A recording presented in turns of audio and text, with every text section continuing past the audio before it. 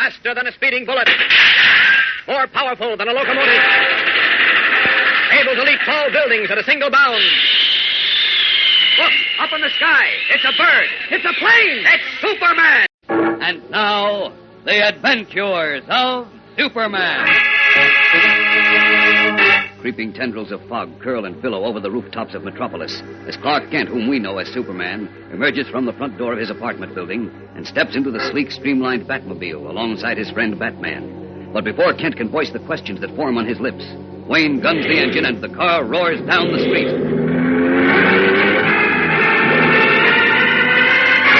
Only after they have sped through the city of Metropolis and have reached the 4-lane state highway in the suburbs does Bruce Wayne, otherwise known as Batman, finally relax and turn to Kent. Thanks, pal. Okay. You like telling me the score now? Sure.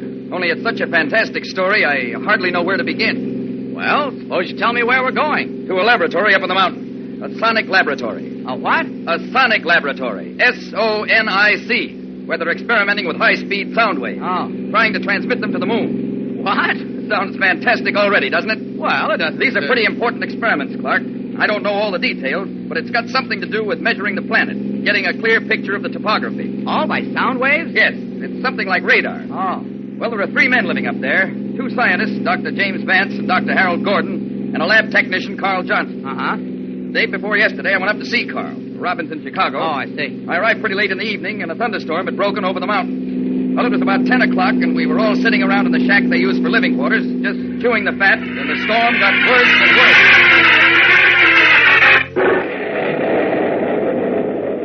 Think this will last all night, Carl? Can't tell, Bruce. Sometimes they break up as quickly as they start.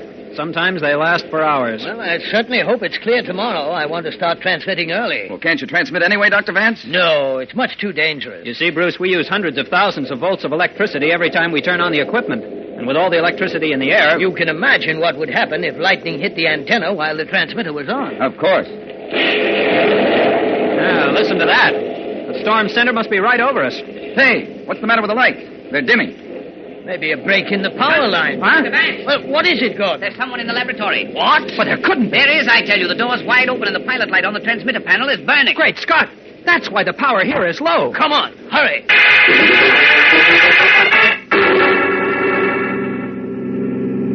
Believe me, Clark, 4 men never got through a door as fast as we did that night. I'll bet. We didn't even stop for our raincoats. Just charged out into the storm and ran like the devil for the lab. Uh-huh. When we were halfway there, a bolt of lightning flashed right over our heads.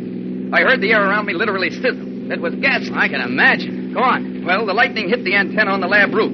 In the light, I could see the outlines of 2 men, standing like statues, their arms thrown up to the ceiling. They must have been struck by thousands of volts of electricity. Uh-oh.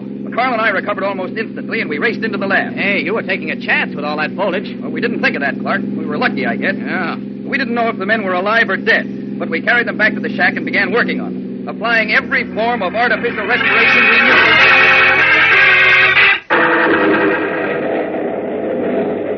Any sign of life, Bruce? No, not yet. How about the other one? Dr. Vance? Yes? Is he coming around? No, I'm afraid it's useless. Well, we've got to keep working. Phone is dead. We can't get a doctor up here until morning. Yes, by that time it may be too late. I wonder who they are. Why they broke into the laboratory.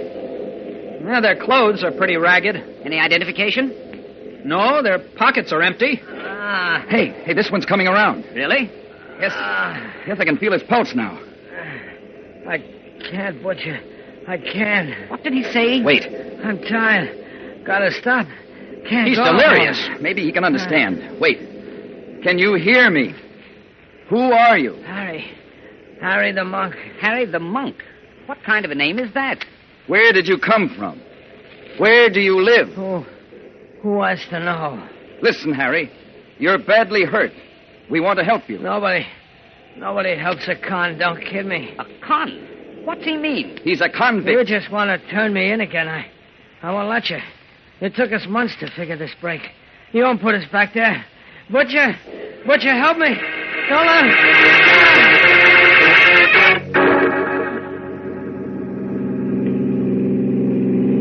He fainted again, Clark, and a few minutes later he died. There was nothing we could do for him. I see. And the other one? There was no change. He wasn't alive. He wasn't dead. Seemed to be held in some sort of suspended animation. Golly. Well, with what Harry the monk told us, we were able to fit some of the pieces together. He and the other one, Butcher, had apparently escaped from the state prison. It's about 5 miles from the lab, and when the storm broke, they tried to take shelter in the lab. I see. One of them must have accidentally turned on the power, and then the lightning hit them. What did you do then? We decided we'd better get in touch with the authorities, so I started for town in my car.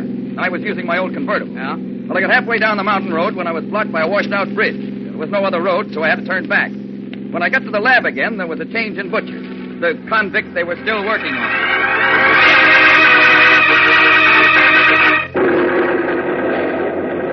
I don't understand it. I've never come across anything like it before. Has he improved? Yes, Bruce, he's alive. Breathing fairly regularly, too. I think we've saved him.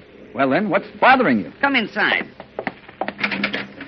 How is he, Dr. Vance? Well, respiration is better, but I can't stand much more. Huh? Can't stand what? Get a little closer, Bruce, and listen. What in the world is that strange noise? It comes from his throat, Mr. Wayne. What? Let's get out of here. I can't stand it.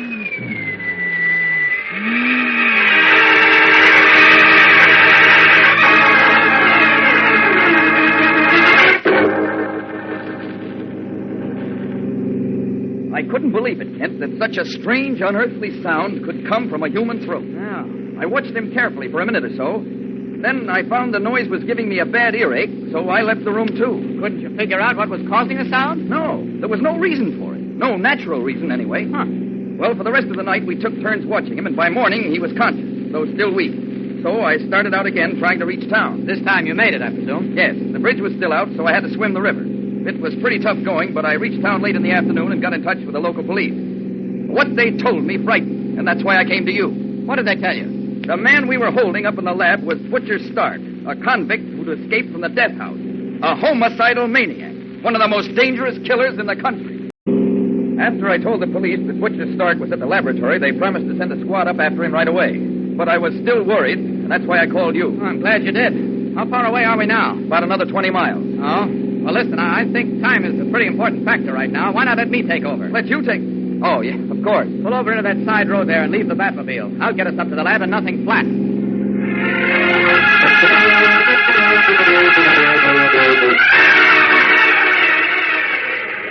The lab is up ahead on top of that mountain. Right. I see it. Now, there's the river I had to swim. See the bridge? Yes. Hang on, we're going down. I still can't get used to this sort of thing. Now, come on, let's go inside. Carl? Dr. Gordon? That's funny. Great Scott. In the next room. What? Are those your friends? Good heavens. Dr. Vance, Carl, what could have happened? We're too late. Butcher Stark is gone. I don't understand why or how such a thing could happen, Clark, but as the convict got stronger, a change seemed to take place in him. When he spoke, even though his voice was weak, he made our ears hurt. Great Scott. The pain went right through. And he doesn't know it yet, but when he finds out, Lord knows what he'll do. Because, and this is the payoff, he's been identified as Butcher Stark, a homicidal maniac who'd escaped from the death house, the most dangerous killer alive.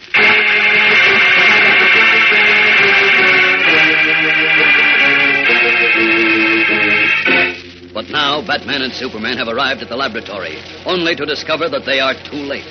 Two of the scientists are sprawled on the floor unconscious.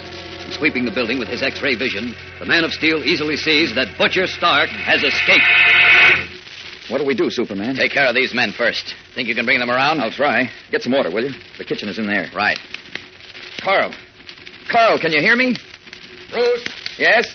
you said there were 3 men up here, didn't you? Yes. Carl, Dr. Vance. Great guns. Where's Dr. Gordon? Here, in the kitchen. Is he unconscious, too? Oh, he's beyond help. Oh, no. Here's the water and a wet towel. We've got to bring these men, too. Find out what happened. Wait. Carl's coming out of it. Carl. Carl, can you hear me? He's opening his eyes. Thank goodness. Carl, this is Bruce. Bruce Wayne. Bruce, it's you. Yeah. Oh, thank heavens you're here. What happened, Carl? We thought you'd never come. He got worse and worse. We couldn't handle him. He was a wild man. Easy, man. When did he escape? How? That voice, it drove us mad. We couldn't stand it. Then he must have overheard us talking about calling the police. Now, wait. When did this happen? You've got to catch him, Bruce. He's a killer. I know, Carl, but it's... Bruce, what's the matter with you? What? Wait a minute. Something's wrong. Why are you just moving your lips like that? My lips? But I... Bruce, say something. Talk to me. Good heavens, Carl. Look, Bruce. He's deaf. He can't hear a thing. Good heavens. It isn't you. It's me. My ears. I can't hear. I'm deaf. Easy, Carl. Easy. These men need medical attention badly. I'm deaf. You stay here, Bruce. Wait for the police. I'll take them to Metropolis and get back as fast as I can.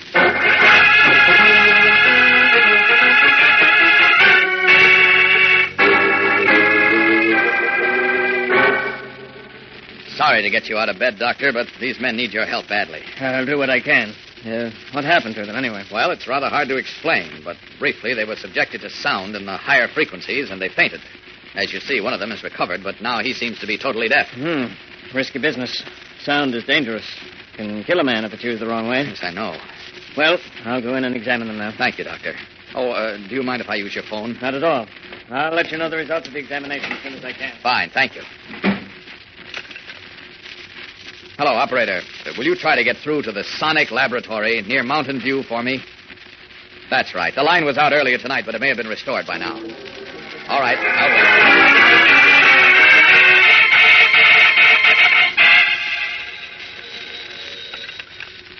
Hello? That you, Wayne? Superman. Did you get to a doctor? Yes, he's examining them now. Anything new up there? Oh, the police arrived a few minutes ago. Good. I told them what happened, and they've started to search the mountain for Stark. Fine. And since the only road out of here is blocked by that washed-out bridge, the police think they have a good chance of finding him. Did you tell them about his voice? Well, I tried to, but... Well, they laughed at me. They laughed. Yes, they thought I was giving them a line. Can't blame them in a way. The story is fantastic. Yes, I know, but they may be walking right into trouble. I know. Now, look, when will you get back? As soon as the doctor finishes his examination. Good. Step on it, will you? I can't help feeling something else is going to happen. Sit tight. I'll be there before you know it. So long. Stay right where you are. Great guns. Stand still, I said. Oh, my ears. What's the matter, Bud? Stop it. Don't you like my voice? Stop it. You don't like it, do you? No. Well, that proves I really got something now, and I'm going to make the most of it. No, stop. Yes, sir, I'm going to make the most of it. First rays of the morning sun fan out over the eastern horizon and tint the mountain crests a golden red as Superman returns from Metropolis with the results of the doctor's examination. As he swoops low over the laboratory, he suddenly pauses in midair, where something seems wrong. Then he pales as he sees his friend Batman, arms flung wide, sprawled on the floor. Streaking earthward, he breaks into the small shack. Bruce. Batman, can you hear me? Can you hear me, man? Yes, it's all right, Superman. Oh. You don't have to shout. I hear you. Thank goodness. I thought maybe... Yes, Stark was here, but I played it cozy. I pretended I couldn't stand his voice and fainted. Good man. He swallowed it. When he left, I tried to follow him, but lost him. Well, then why were you... I thought you were Stark, coming back, so I pretended I was still out. Oh. How long ago was he here? He showed up just after you called. That was no more than a half hour ago. That means he must still be somewhere on the mountain. Yes, I guess so. Okay, then I'm going after him right now. Wait, take me with you. Oh, are you sure you're strong enough? Yes, of course I am. All right, then let's go. Butcher Stark is too dangerous to run around loose another minute. See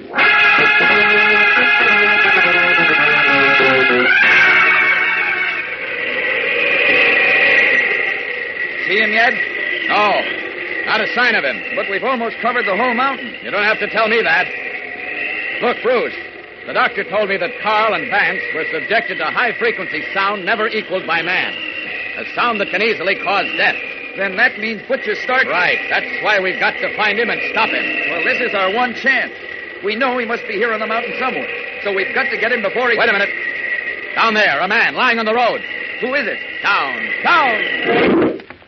This is the police officer who was guarding the breeches buoy that was thrown over the river. Uh-oh. And that's the only way off the mountain. And look, there were 2 police squad cars here before. Now there's only 1. We've failed, Bruce. Butcher Stark has escaped again. And now, with his newfound power to kill, Lord knows what will happen. Now, leaving Batman to care for the unconscious officer, the Man of Steel soars upward until the mountain beneath him assumes the proportions of an anthill, and the winding road a thin white thread. Then he circles and carefully scans the surrounding countryside. In that squad car, Stark would have to stay on the mountain road, so let's see. There are no cutoffs until it reaches that town, and there it feeds into a main highway. Hey, there's a man sitting on the porch of a house right next to the intersection. Maybe he can help me. Down! Good morning. Great Jehoshaphat, if it ain't Superman. Where'd you come from? Out of the sky? Well, you might say that. Tell me, have you been sitting out here long? Yep, ever since after breakfast. Always sit out here and watch the folks and the cars go by. Did you see a police car turn off the mountain road a while ago? Yep, Trooper Allen's car it was, going lickety-split. That's just what I want to know. Tell me, Must did you have been notice... off his speed, though. Didn't wave at me like he usually does. I shouldn't wonder. Which way did he go? Come to think of it, he wasn't wearing his uniform neither. Please, which way And did... I didn't exactly see his face real close. Say, you don't- maybe it wasn't Trooper Allen. It wasn't. Now, will you please tell me which way he went? Turned onto the main highway, going south. South. Thank you. Up, and away!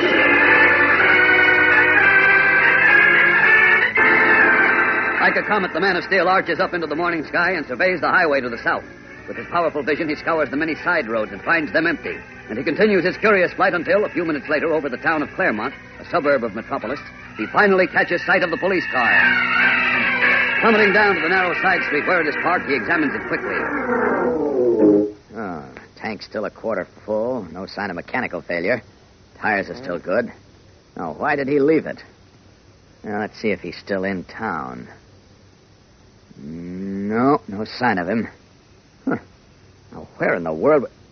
Uh-oh, that's the answer. Eyes suddenly lighting on a railroad station not 2 blocks away, Superman realizes that Butcher Stark must have abandoned the car to continue his flight by train. So, resuming his guise of Clark Kent, he hurries over to question the station master. Excuse me, can you tell me when the last train to Metropolis left this station? Yep, 8:10. Won't be another till 8:53. I see. Were there many people getting on from here? Are you kidding? This is a commuter town, pal. That train is always jammed. Oh. I don't suppose you noticed a rather heavy-set man wearing shabby clothes. Look, Mr. Me, I don't have time to notice anybody. I usually see hands reaching for tickets. Oh, well, you must be conscious of voices. I mean, you hear people asking for tickets all day long. Didn't you notice a rather odd voice this morning? Well, I don't know. Well, think, man, please. Say, you're right, it did. You did? Just as the 8:10 pulled in, a fellow whispered to me. Could hardly hear him. Bought a ticket to the city. Fine. Do you know if you made that train? Yeah, just. Okay, when does it arrive in Metropolis? 8:53. 53, huh? That gives me less than 20 minutes. All right, thank you. Thanks a lot. Striding quickly out of the station, the mild-mannered reporter finds a hidden corner in a massive express and baggage, and there, resuming his true identity of Superman, arrows down the tracks in pursuit of the train and Butcher Stark. Up, and away!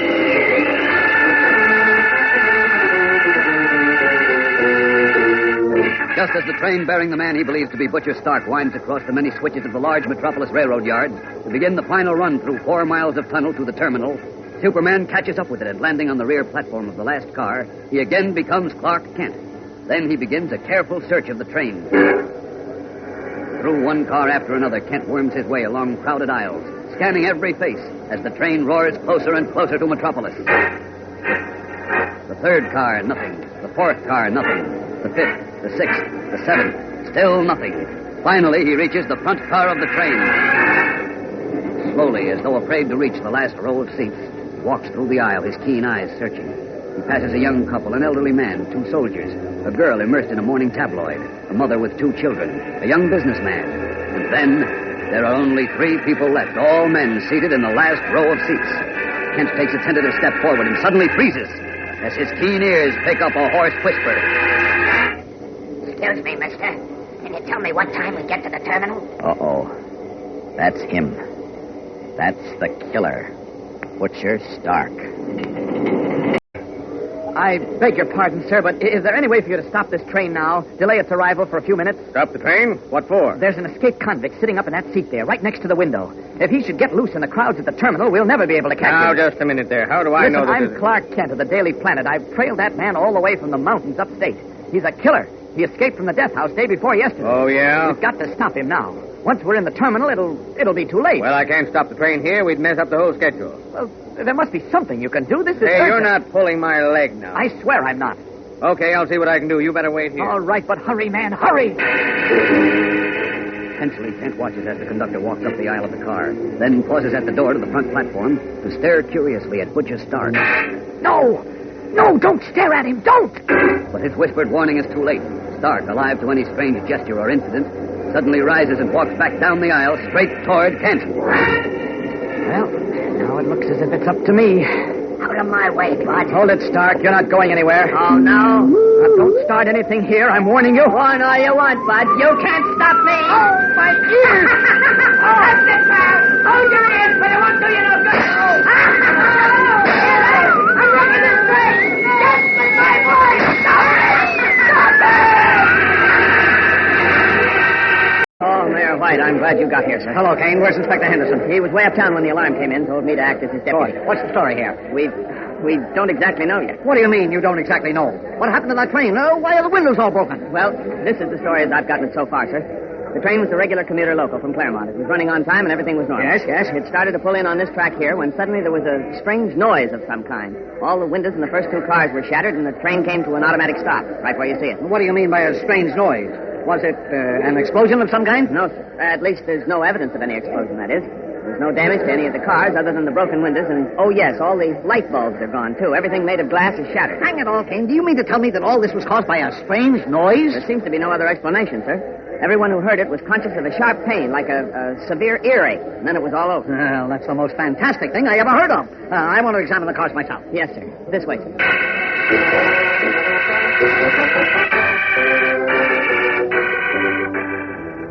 See, Mayor White, the center of the, well, whatever happened seems to have been about here. Well, watch where you're going, Kane. You almost stepped on that man. Oh, sorry. One of the stretcher bearers should come for him. Great Caesar's ghost. Well, what's the matter? It's Clark Kent. Clark Kent. Well, I'll... Kent, come on. Snap out of it, boy. Snap out of it. Oh. He's opening his eyes. Oh, Easy, what? boy. How... Easy. Chief, how did you get... No, Kent. Don't try to sit up. We'll have you taken right to the hospital. Hospital? No. I'm all right now, Chief. It would be better, Mr. Kent. You should have a doctor look you over. I don't need a doctor. I'm all right. No, you are, eh? Then why do you keep shaking your head like that? Well, there's a funny buzzing noise in my ears. Look, Chief, I've got something to tell you. Let's get out of here. All right. Kane, I'm going back to my office in City Hall with Kent. If anything new develops, call me there.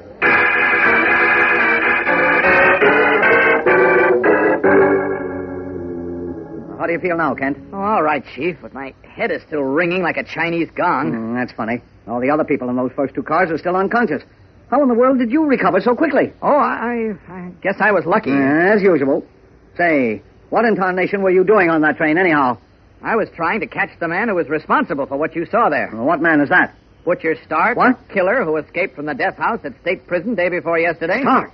You mean he's here in Metropolis? That's right. Great Jehoshaphat. How did he... I mean, Look, Chief, what wait did a he minute, wait a minute. This is going to be pretty hard for you to swallow, so I suggest you just sit down, loosen your collar, and listen hard for 2 minutes. All right, Ken. Go on. Let me have it. Well, it began last night. At least that was when I was brought into it. Bruce Wayne picked me up in his car and drove me up to the mountains.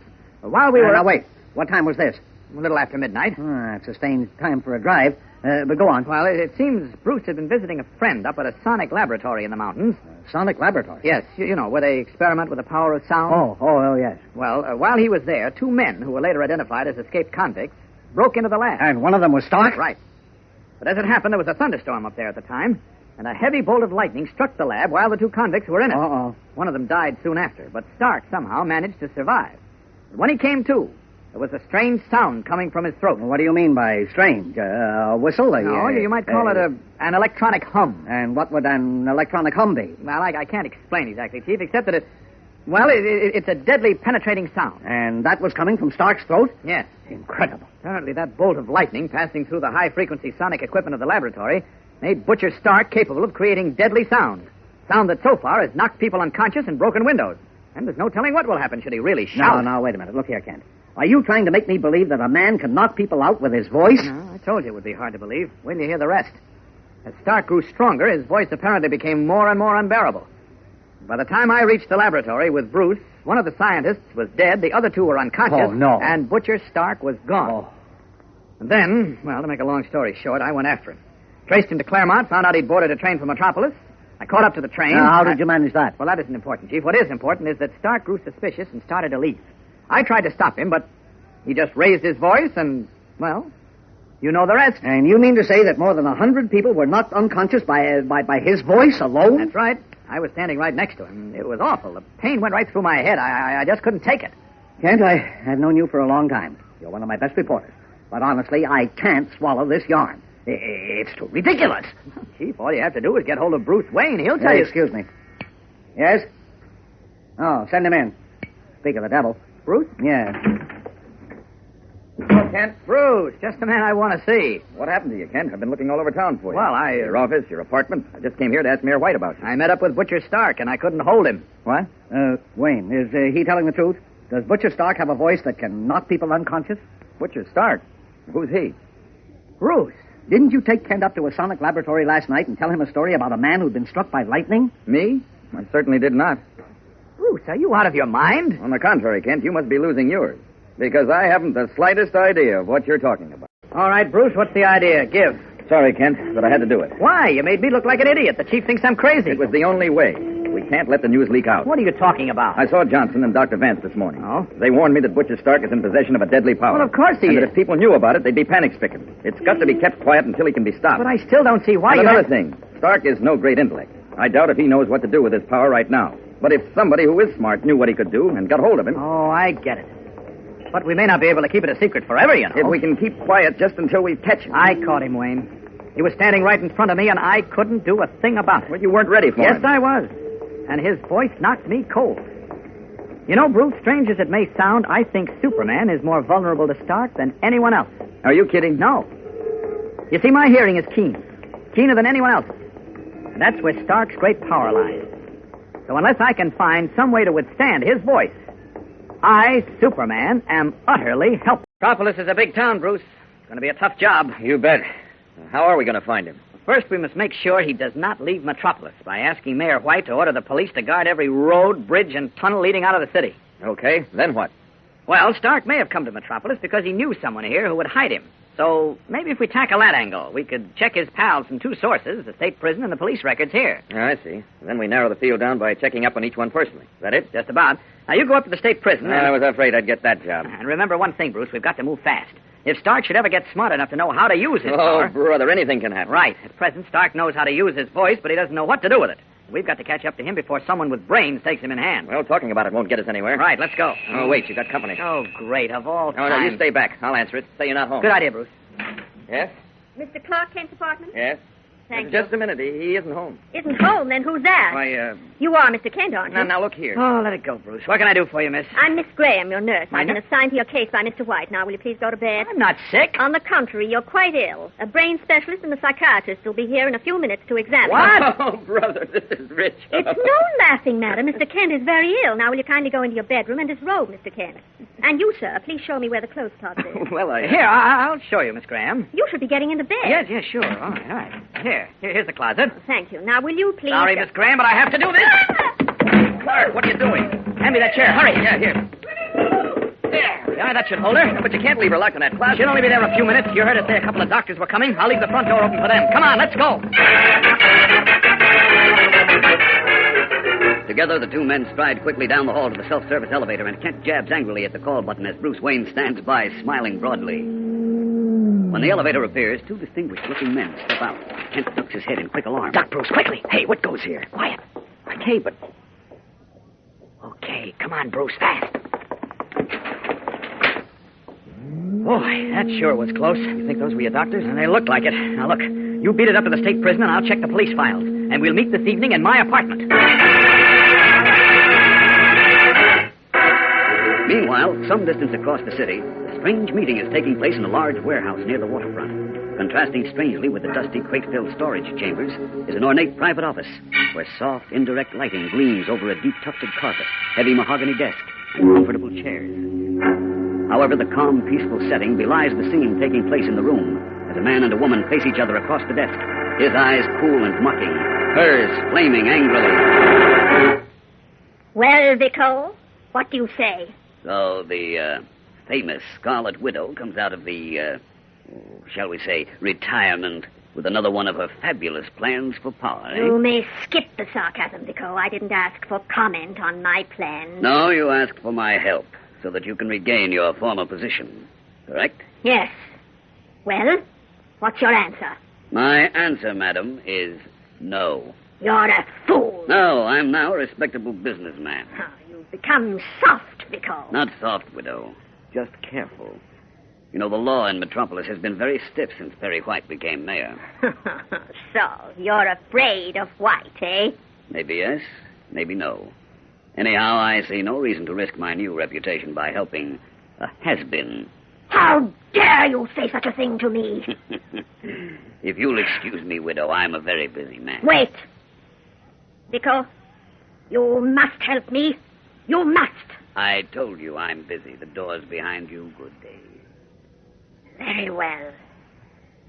Thank you for giving me so much of your valuable time. I shall not bother you again. That will suit me fine. Goodbye, Vico. Santa Maria. Hello, Vico. Wait. Surprised to see me, eh? Hello, Vico. Surprised to see me?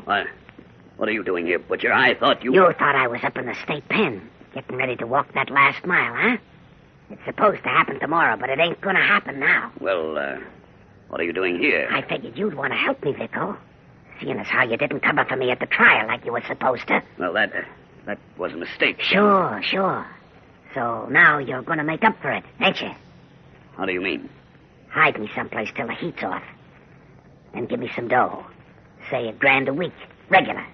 See that I go on living nice and easy. Get your hands up, Butcher. Put down that gun. No, not until you're back in the death house where you belong. Put it down, I said. Oh, what? Drop the rod. My head. Oh, my head. I picked up a mighty fancy trick since I've been gone, Vico. Stop it. Stop. A trick that'll make me kingpin around here. Oh. Look at him drop. It's so easy, so easy. Would you mind lowering your voice? Huh? Please. I can't stand it much longer. Oh. So, you saw it, huh? Yes. I was in back of you. I saw you do it with your voice. Just your voice. I could feel it myself. Yeah. Pretty good, ain't it? Pretty good. My friend, you don't know how good. Sit down. I'd like to talk to you. Well, this is everything we have on Stark, Kent. He developed a big reputation as a strong-arm man in Chicago.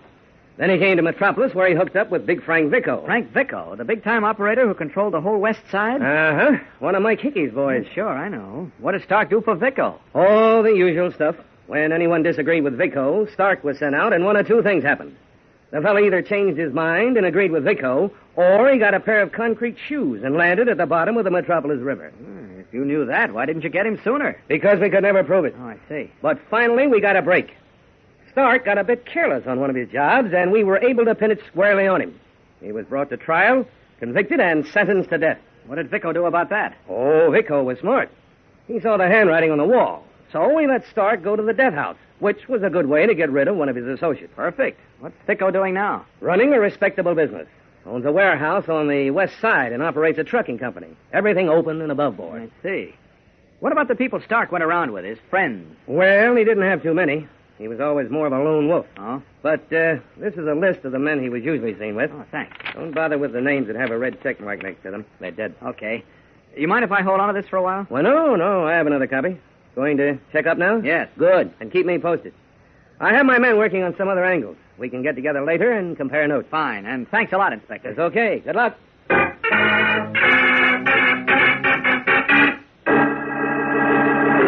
Are you Harry Boyle? Yeah.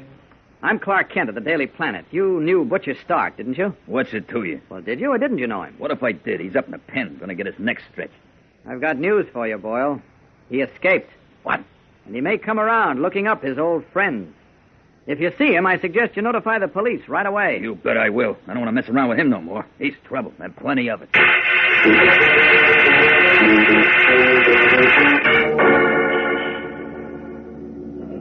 Been running this shoe shine stand long? Yes, some more than 10 years. I give it the best shine in the whole of town, you see. Uh-huh, very nice. Your name is Pete Salmaggi, isn't it? That's right. Everybody she's an Pete. And you know everybody, huh? Sure. Lots of people come here. You know Butcher Stark? Butcher Stark? What do you talk about him for? He escaped from the death house, Pete. Santa Maria. He hasn't been around here, has he? No, I not see him, mister. Honest, I don't. I don't want nothing to do with him. Okay, but if you do see him... I call to the cops real quick, I sure do. That's the stuff. All right, thanks for the shine. Here, keep the change. Oh, grazie, mister. And I watch you for Butcher Stark. I watch you real good.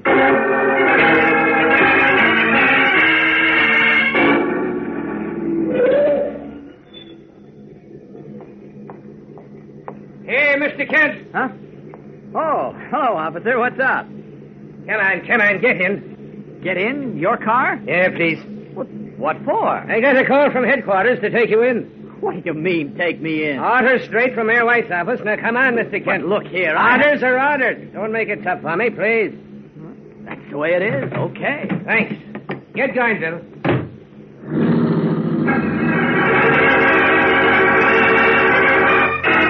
What's the idea, Chief? And what are you doing here, Bruce? I thought you were going up to the state... police picked me up at the railroad terminal. I didn't even get a chance to go up to the state prison. What's the matter with you, Chief? Well, after the story you told me about a man's voice knocking people out, I'm sure you need medical attention. But it's true. Oh, Bruce, will you kindly tell him, and the truth this time? You mean you weren't telling me the truth before? He's not making it up, Mr. White. The story may sound fantastic, but it's the truth. The whole truth. You mean that Butcher Stark's voice can knock people out and shatter windows? Yes, all of that. Oh, great Caesar. You too. You've got to believe us, Chief. And you've got to keep it a secret. Secret? Well, if I ever tried to print a story like that, they'd put me in the booby hatch. You can bet your last dollar I'll keep it a secret. And you'll help us, won't you? At least you'll give us a free hand. Yes, at least give us a chance to prove it. No, here I go, letting you talk me into something again. Please, Chief, please. Oh, all right. Thanks, Chief. Well, now tell us, Clark. Have you learned anything? Nothing definite yet. Well, then what's one more angle. Big Frank Vicko. Stark used to work for him, and he may have the idea Vicko double-crossed him. Vicko? Why, he owns a warehouse on the west side near the waterfront. He isn't in the rackets anymore. No, I know, but Stark may try to change his mind, so let's get over there, Bruce. Fast.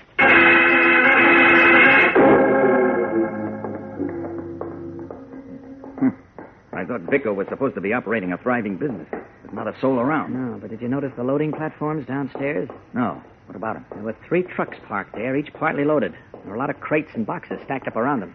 Looked as though the men suddenly stopped work for some reason or other. That's funny. Say, you know where we're going? Yeah, the sign back at the head of the stairs said the office was down this hall. Funny, there aren't any lights burning. Take it slow. Don't bump into anything. Hey, Bruce! You should have spoken sooner. Hey, strike a match, quick. Wait a minute.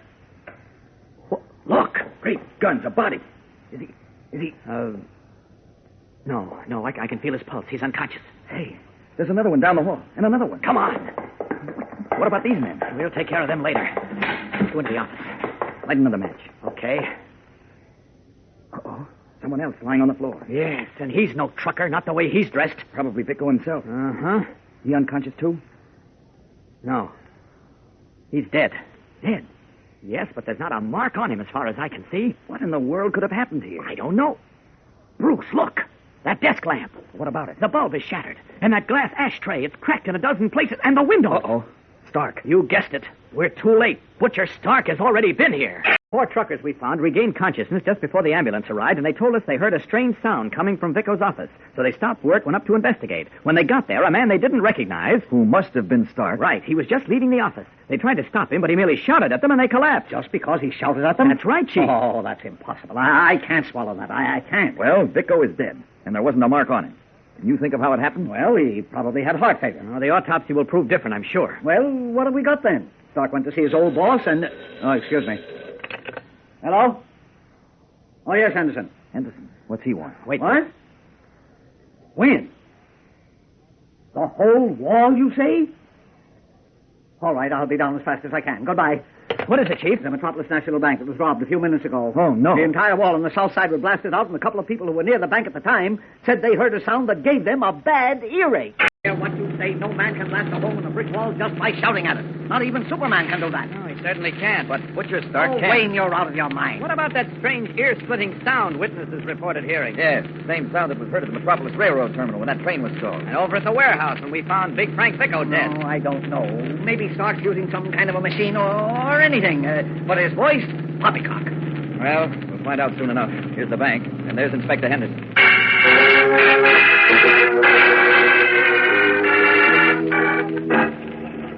All right, Henderson, let's have it. What happened here? Well, as near as we can figure it right now, Mayor White, the south wall of the bank was blown out. The inside half wrecked, and the crooks got away with nearly $500,000 in cash. $500,000? What about the bank watchman, Inspector Henderson? Where was he? Inside, where he was supposed to be, Kent. We found him unconscious. The doctor's trying to bring him around now. I see. Well, what kind of explosive did they use on the wall? Well, that's what puzzles me. You see, there's no evidence of any kind of blast. The wreckage isn't scattered at all. It's just heat. As though the wall simply collapsed. Uh-oh. Oh, how in blazes can a wall simply collapse? I don't know.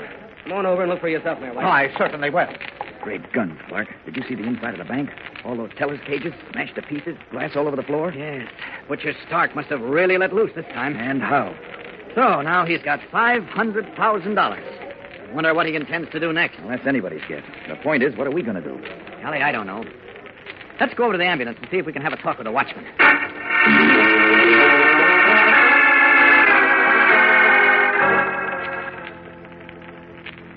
There he is, on the stretcher.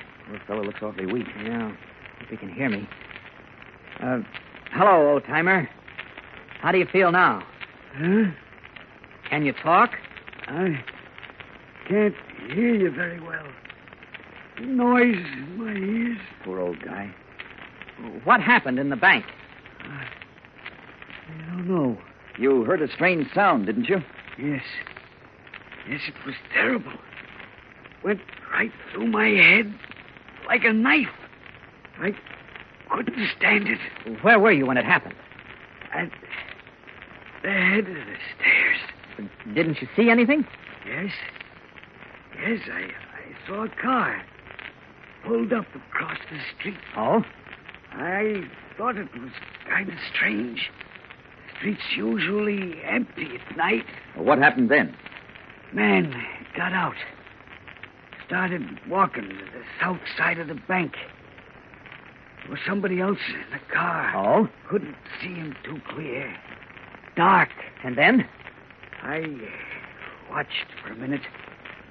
And then I heard the noise and... And you passed out? Guess so. Look, are you sure you saw someone else in the car? Positive. I see. Well, thanks, old-timer, and take it easy now. You'll be all right soon. Come on, Bruce. Let's rejoin Perry White.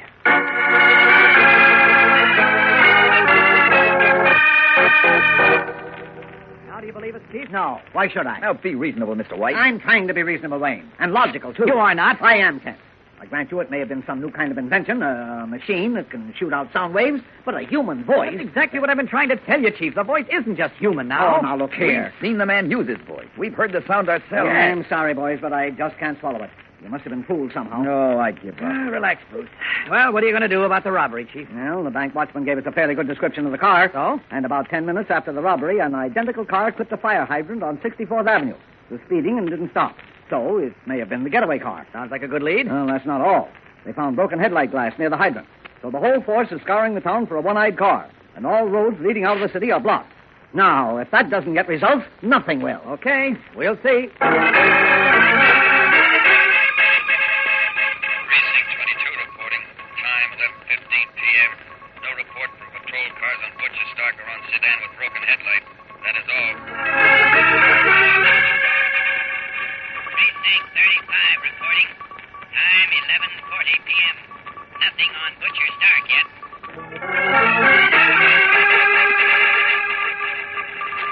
Precinct 17 reporting. Time 12:05 a.m. Squad car 10 found in ditch on Route 101 by relieving patrol. Both officers unconscious. Car glass shattered. That's it, Chief. That's it. Okay, come on, boys.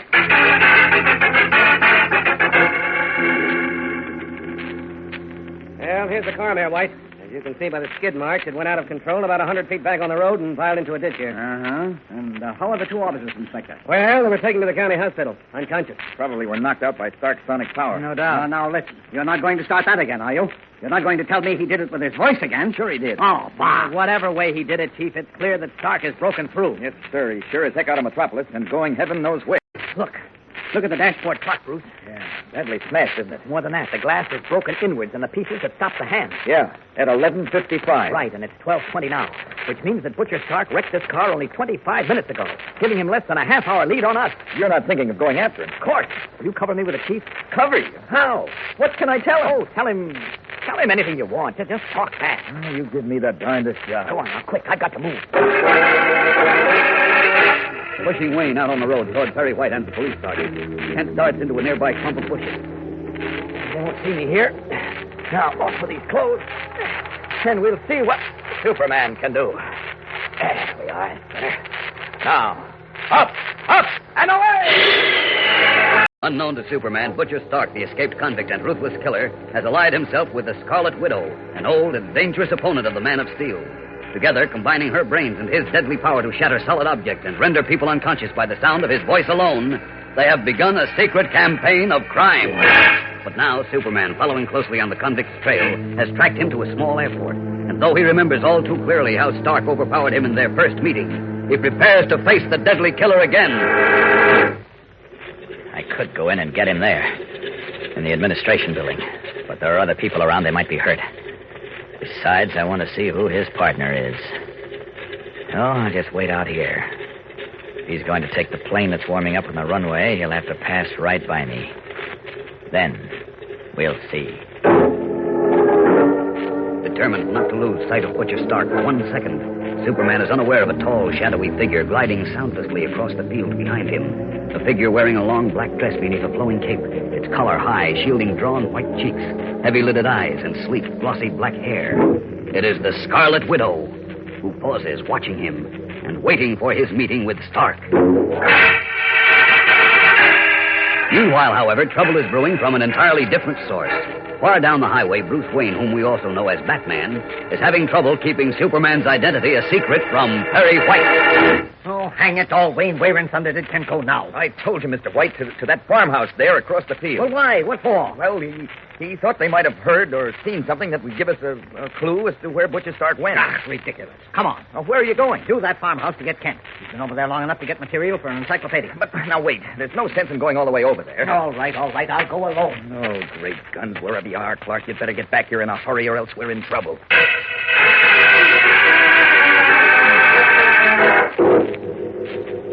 There he comes. Out of the administration building, and I was right. He's heading this way. He is going for that plane.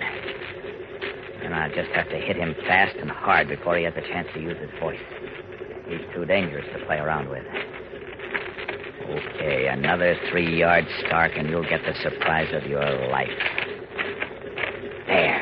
Now. Superman! Wait! What the? Remember me? Great Scott! The Scarlet Widow. Hey, what's going on? Get him, Butcher! It's Superman! Oh, it is it? Oh! More, Butcher! My head! More! Don't mind me! I'm behind you! Get here! So you're Superman, huh? Oh. The big guy himself. Well, let's see if you can take it as well as dish it out. I'll show you how I can take it. You're stumbling around like you're punch drunk now. You'll fold in a minute. No. That's it, Butcher! You want more, eh? Well, I'm glad to oblige. How's this? As wave upon wave of deadly high-frequency sound throbs painfully in his head, the Man of Steel weaves drunkenly, staggers over the grassy turf of the field, but still fights back, trying desperately to reach Stark to curl his fingers around the killer's throat and choke off the maddening sound. But the Scarlet Widow thinks fast. Come on, Butcher! Into the plane! Quickly! As Superman staggers uncertainly again, groping blindly, the convict dashes for the plane. Then, in a matter of seconds, he is safely aboard with the Scarlet Widow and is roaring down the runway into the cloudy night sky.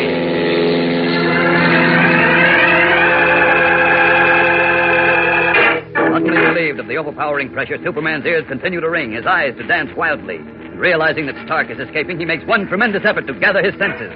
But when his mind is finally clear again, the plane has vanished in the heavy blanket of night. I've lost him. Butcher Stark has won again.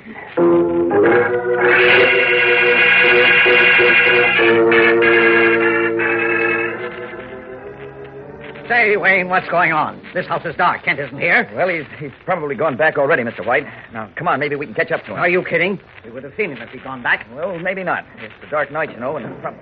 Stand where you are, or I'll fill your hide full of What bird in places? Stay put, I said. Sergeant, call the police. Oh, just a minute, sir. Come sneaking around my farm, will Put you? that gun away before you hurt somebody. What are you doing here at this hour of night? We're looking for a friend. We came over here to talk to you. Mr. White, Talk to me? Ain't been nobody here talking to me. Are you sure? Sure, I'm sure. Now get off my property. Go on, get. Get before All right. Relax and go back to bed. All right, now, Wayne. Now, what's this all about? I don't understand it myself, Mr. White. You see, You understand plenty. Now, come on. Out with it. Where's Clark Kent? Now, where did Kent go, Wayne? What's he doing? I don't know, Mr. White. Then why in blazes did you tell me he went to that farmhouse when he didn't? Now, look, Mr. White, I'm not Clark's guardian. I don't check up on him every minute. He's old enough to take care of himself, so forget it, will you? Forget it. Stand around here in the middle of the night, make a fool of myself, and I should forget it? I certainly will not. Tense up to something, and I'll be hanged if I don't find out what it is. Here, what's all the noise about? Clark, now where in blazes have you been? Well, I told him you went over to that farmhouse, but the farmer said you weren't there, and so well, no, I didn't get there. You see, What do I you went mean you didn't get there? What have you been doing all this time? I went down that way looking for a filling station or any place that might be open. I thought maybe someone might have seen Stark. May I remind you, Mr. Kent, that we have a perfectly good police department who are paid to do this kind of work, and you're not. Well, it was just an idea, Chief. You and your ideas. All right, I'm sorry. Come on. Back to the car now if you don't want to be left behind. Oh, sure let me in an awful hole, Clark. I know. Thanks for covering me. Get that. What happened? Did you catch up to Stark? Yes, I caught up to him, all right. And? I was beaten, Bruce. What? Yes. Stark's power is too much for me.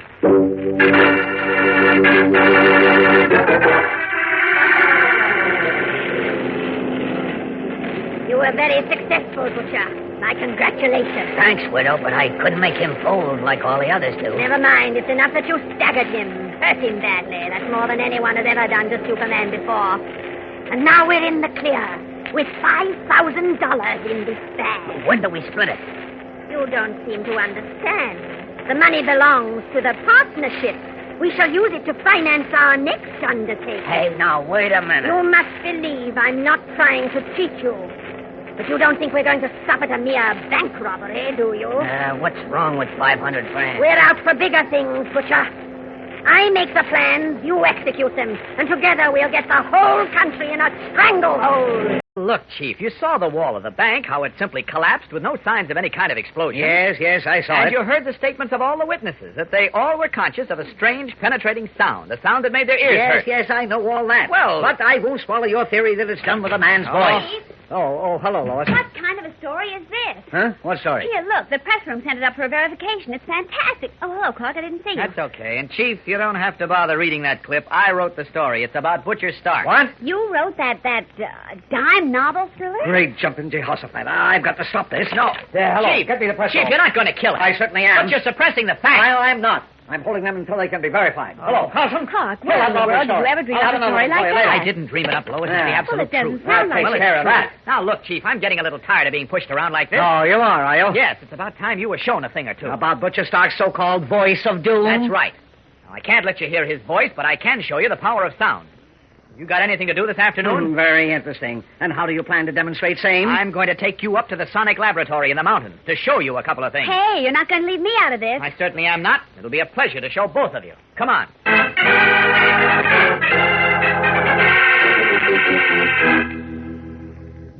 Mr. Johnson, I've brought Mayor White and Miss Lane up here to show them exactly what the power of sound can do. Will you help me by demonstrating for them? Why, yes, of course. Thank you. I'd appreciate it very much. So would I. The subject fascinates me. Well, shall we... Oh, excuse me. Yes, of course.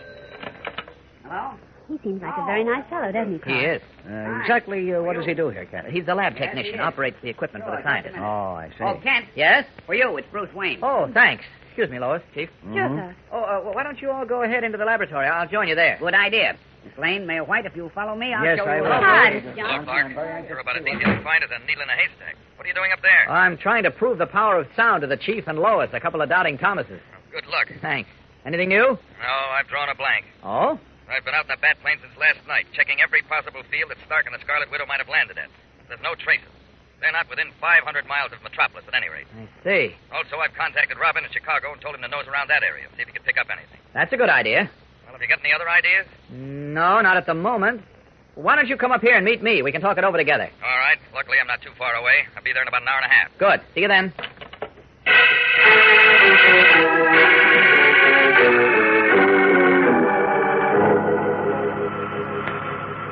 The noise you hear isn't the sound we're going to demonstrate, Mayor White. It's just a mechanical hum from the power equipment. I see. Well, if the sound is as deadly as Clark says, should we be in the same room with it? Oh, it's all right, Miss Lane. You won't hear it at all. But we'll have to wear these helmets. Oh, I see. Sorry I took so long. Have I missed anything? No, Mr. Kent, we're just about ready to begin. Here's a helmet for you. Helmet? Yes, to protect your ears. You'll be able to hear voices and ordinary sound, but the higher frequencies, the dangerous ones, are filtered out. Now, are we ready? Just a minute. Let me get this thing on right. All right. Now, over there against that wall, you see I've grouped a number of objects. We'll deal with the pile of bottles on the left first. What is this machine? It's a sound projector, Miss Lane. Beams the sound to just the spot I want. Ready now. Watch the bottles. I don't see anything happening. Wait. Chief! There. The bottle's broke. Well, I'll be... Shattered into 100 little pieces. So much for glass. Why... Now, that wooden block in the center. Watch it. Great Caesar. Why, the whole block is just kindling wood. Interesting. Certainly is, Johnson. Show them more. We'll try that paving block over there on the left. Now, watch it closely. If anything happens to stone, why, then I'll... Keep your eyes on it, Chief. I can't believe it. Well, Chief, is that demonstration sufficient to prove the power of sound? Well... It is for me. I've never seen anything like it my whole life. I'm convinced that sound can break solid objects and even kill people, but I still don't believe that Stark can do it with his voice. Oh, not again. Mayor White, I was here when Stark was hit by lightning. I heard him myself. And I swear to you, he carries the power of sound in his voice. Great Good Caesar. heavens. Well, Chief? All right, Kent, you win. I'll have to believe it. Me too, Clark. I take back all I said. Okay, now that you both realize how deadly he is... Now, how do we get him? It seems impossible. Yes. Can you help us, Johnson? I'm afraid not, Mayor White. Until man can learn to withstand sound such as Stark can produce, it's impossible. Can learn to withstand sound. Learn to withstand... Great Scott, that's it! That's what? Now I know how we can get Stark. The only way we can get him.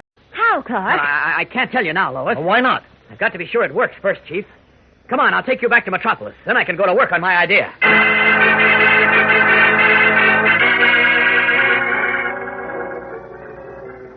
Are you sure Kent didn't leave a message for me, Carl? He told me to meet him here. Honestly, Bruce, I've never seen a man behave so strangely. What do you mean? He shouted something about an idea of how to get Stark. Then he rushed Mayor White and Lois Lane out of here. Hardly gave them a chance to say goodbye. Funny. I wonder what I'm supposed to do now. Well, You do nothing, Bruce, but stand by and watch. What the... Superman. Oh, how... I'll have to apologize for my friend Kent, Mr. Johnson, but he was pretty wild about his idea and wanted to get to work on it right away. Well, of course, but where is he? He sent me here in his place, figuring I'd be the best one for the job he had in mind. Well, what did you have in mind? It was his idea, Bruce. Oh, yes, of course. Well, what is it? The idea is for Mr. Johnson to bombard me with sound. What? Give us that again. Johnson is to bombard me with sound from that projector. Keep hitting me with it until I can take it. Then I'll be ready to meet Stark on his own ground. Holy smokes. But that's impossible, Superman, even for you. Why? I don't know Stark's range. And if that projector reaches an impossible volume of sound, it could conceivably blast every living thing off this earth. Nevertheless, I want to try it. Beginning right now.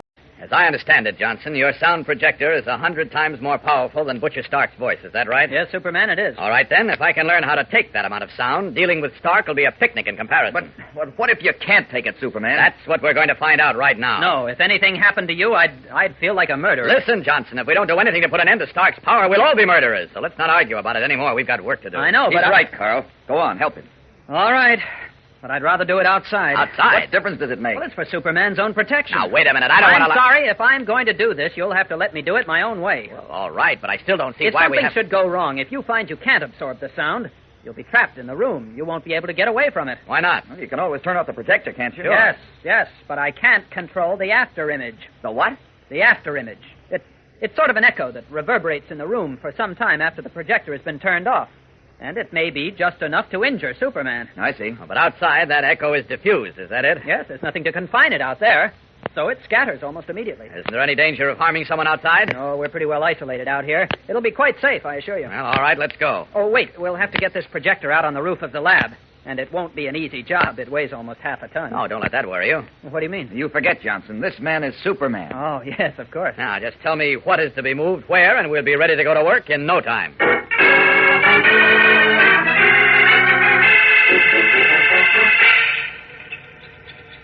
Well, Johnson, all set now? Almost, Superman. Now, look, Superman, you sure you want to go through with this? Let's not start that again, Bruce. Okay. And suppose you do get through it all right. Suppose you learn how to withstand the power of Stark's voice. Then what? Then we start looking for him. Look for him.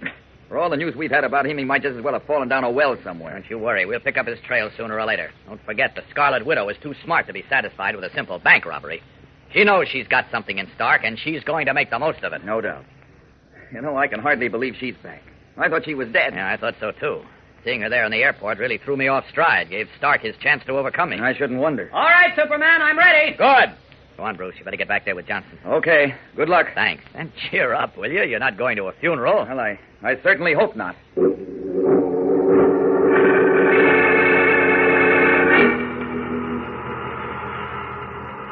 helmet tight, Bruce? Yes, but why do I have to wear it out here, Carl? You're beaming the sound away from us, aren't you? Yes, but I'm not taking any chances. How about it over there? Okay, Superman. Here goes. Hey, what's the matter with the projector? I don't hear anything. Oh, this sound is way above the range of the human ear. But Superman feels it. Look at him.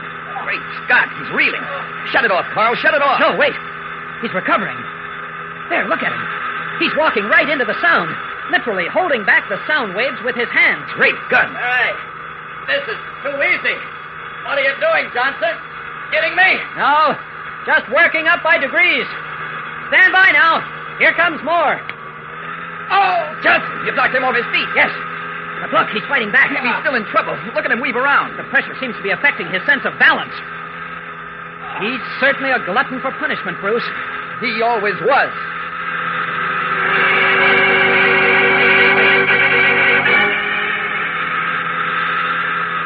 Look, Johnson, he's not weaving around as much now. No, he's straightening out. I think he's licked it.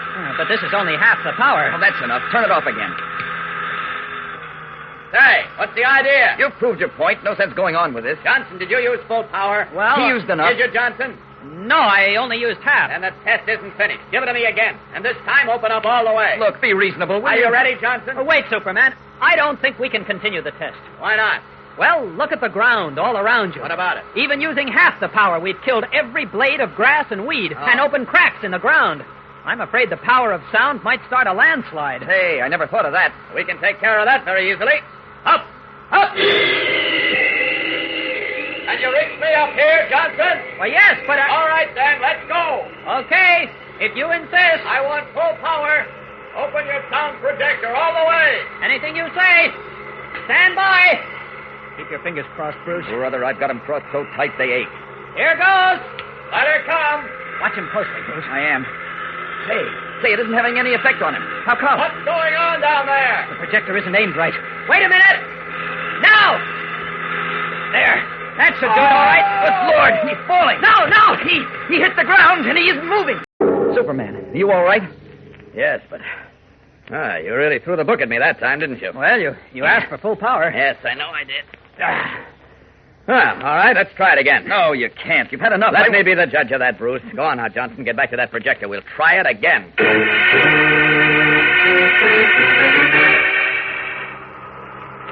Stand by, Superman.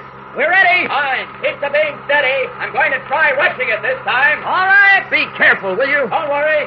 Turn it up. Here it comes. And here he comes. What happened? I didn't feel a thing. I don't know. The projector is on. Then keep it on. I'll go out and try it again. Up, and away. Great Scott, look at him travel. He's turning now, coming back. Watch him. Still don't get any reaction. Why, I don't understand it. The sound waves are going out full strength. Wait a minute. I think I've got it, Superman. What? Look, your speed, it's the speed of light. Yes? As you rush through the air toward the projector, your speed probably sets up a shock wave which overpowers and dissipates the sound wave. Great Scott. You may be right. The sound waves haven't had a chance to reach Well, us. I'll be... You've done it, Superman. That's the answer. Yes, so it seems. But now we need the answer to another question. Where do we find Butcher Stark? Well, I don't know how you feel about it, Kent. But as far as I'm concerned, these reports don't tell us a thing. No, afraid I have to agree with you, Chief. It seems as if every town constable and village sheriff has seen somebody, but not the man we want. Yeah, I know. Well, he's got to be somewhere. He couldn't just vanish. Well, maybe he's holed up and is waiting until things cool off. No, he's been in jail a long time, Chief. I doubt if he has the patience to wait. Besides, he must feel pretty sure of himself with that sonic power of his. Well, we'll just have to keep throwing out feelers for him, hound the police of other cities until they turn up something. Yeah, I know, but in the meantime, someone may suffer. Stark may cut loose again. I know, but it can't be helped. Oh, your phone. Maybe it's more news. Very White speaking. Who? Oh, just a minute. It's for you, Kent. It's Bruce Wayne. Oh, thanks. Hello, Bruce. Clark, I'm awfully worried. Why, what's up? Well, you know Robin is visiting in Chicago, don't you? Yes? Well, when I got home last night after the test we ran up at the Sonic Laboratory, I found a wire from him saying he was on the trail of something hot and would try to phone me later in the evening. Oh, swell. Well, why should that upset you? Because he didn't call. I waited until after midnight, then I tried to reach him. And? I couldn't get a hold of him. I called his hotel, I called his friends, and nobody knew where he was. Did you try again this morning? Yes, and learned that he wasn't at his hotel all night. Uh-oh. The key to his room was never picked up, and he didn't get any of the messages I left for him. I see. Clark, you know I told him about Butcher Stark and asked him to keep an eye open for him. Yes, I know. Well, I'm afraid he may have got into trouble. Oh, now, look, I wouldn't jump to conclusions, Bruce. But hang it all, where is he? Well, look, I'll tell you what. I'll ask Perry White to contact the police commissioner in Chicago. What's that? Just a minute, Chief. Then they can be on the lookout for him, and we can... Wait. It'd be kind of silly to start a mess like that if Robin was really all right. Oh, don't you worry about that. They'll do it on the QT as a favor to the Chief. Now, look here, Kent. What are you getting me into? I'll explain in a minute, Chief. Okay, Bruce? Well, all right. But if I don't hear anything by tonight, I'm going out there myself. Fine. Now, just you relax. I'll call you later. Thanks, Clark. So long. So long. What's this all about? Bruce is afraid something happened to his young friend, Dick Grayson. You see, the boy's in Chicago, and Bruce hasn't been able to get hold of him. Oh, Look, Chief, do me a favor and wire the commissioner there, will you? And ask him to have his men look... Yeah, hold it, Kent. Hold it. Come in. Mr. White. Oh, hiya, Mr. Kent. Hello, Beanie. What do you want? Miss Lane asked me to give you this. Well, what is it? It's a report from the Chicago office. Just came off the press teletype. She thought you'd want to see it. Oh, thanks. What does it say, Chief? The bodies of 2 racketeers were found in a wrecked car on the lake shore. Although the car was a total loss, there was no evidence of a crash or explosion, and the causes of death are still a mystery. Great Scott. Do you think it might be... Now, wait. There's more. In addition, a boy, identified by papers in his possession as Dick Grayson, was found some distance from the car and is now in City Hospital in serious condition. So that's what happened to Dick. Well, that's Wayne's young friend, isn't it? Yes. You think he tangled with Butcher Stark? He must have. Chief, please get hold of Inspector Henderson right away. Tell him to get all the details from the Chicago police and then call me at Bruce Wayne's apartment. Hurry, please.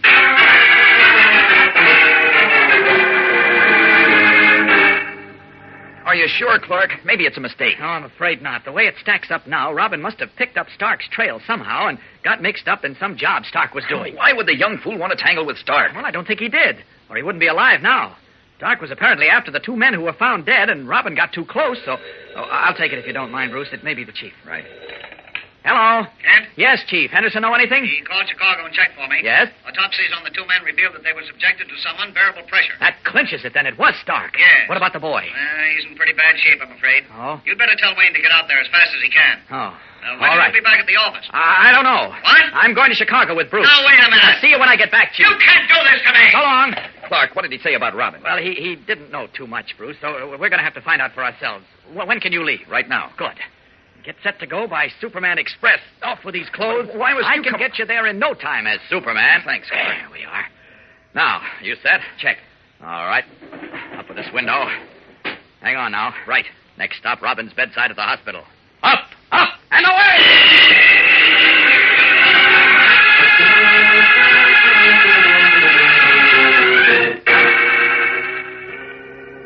You say you're young Grayson's guardian, Mr. Wayne. Yes, Doctor. Dick's lived with me ever since he was orphaned. I see. How is the boy, Doctor? Well, I don't know quite how to tell you.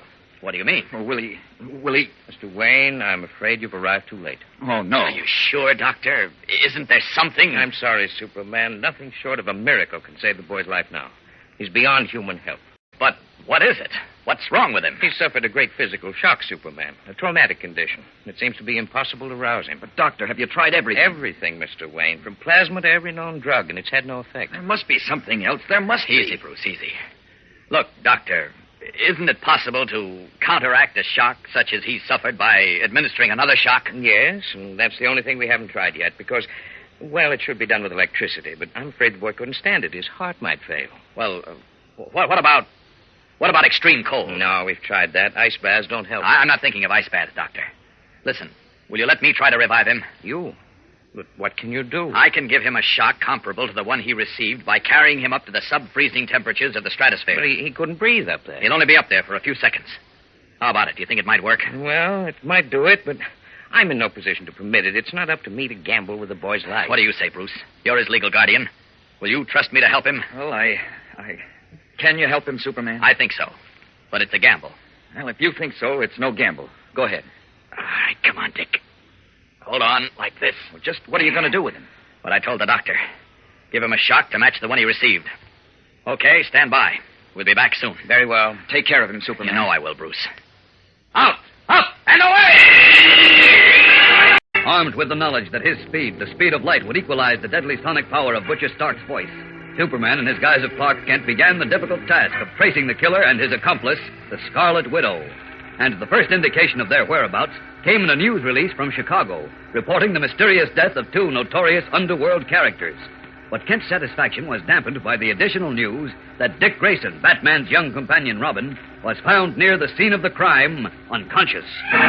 Resuming his true identity, the Man of Steel rocketed to Chicago with Batman, and there found Robin in a city hospital, his condition grave. Superman went into immediate action. Holding the unconscious boy tenderly in his arms, he soared into the sky, reaching for the sub-freezing temperatures of the stratosphere in the hope that the intense cold would supply the severe shock necessary to bring Dick out of it.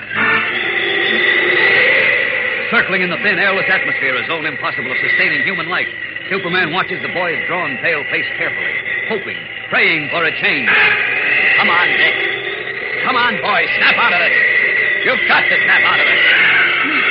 Then there is a change, but not the one hoped for. Young Grayson's lips and cheeks turn blue, and his chest labors painfully.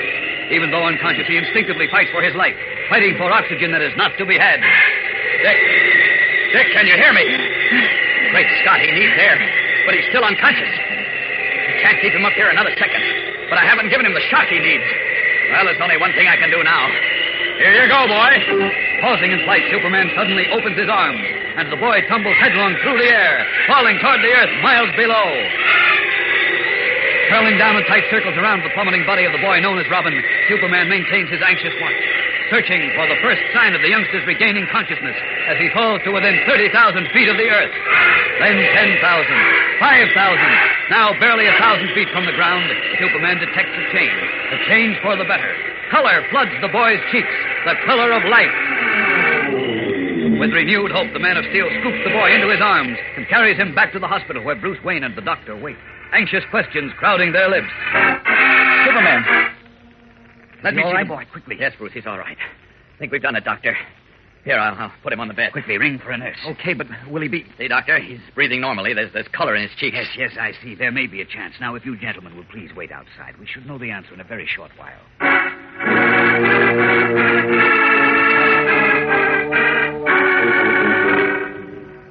What's taking that doctor so long? Wait a minute, Bruce. Coming out now. Please, Lord, please make Robin well. Well, Doctor? You may go in now, gentlemen. Does that mean... It means everything will be all right. Oh, thank heaven. The boy is conscious, and he will recover.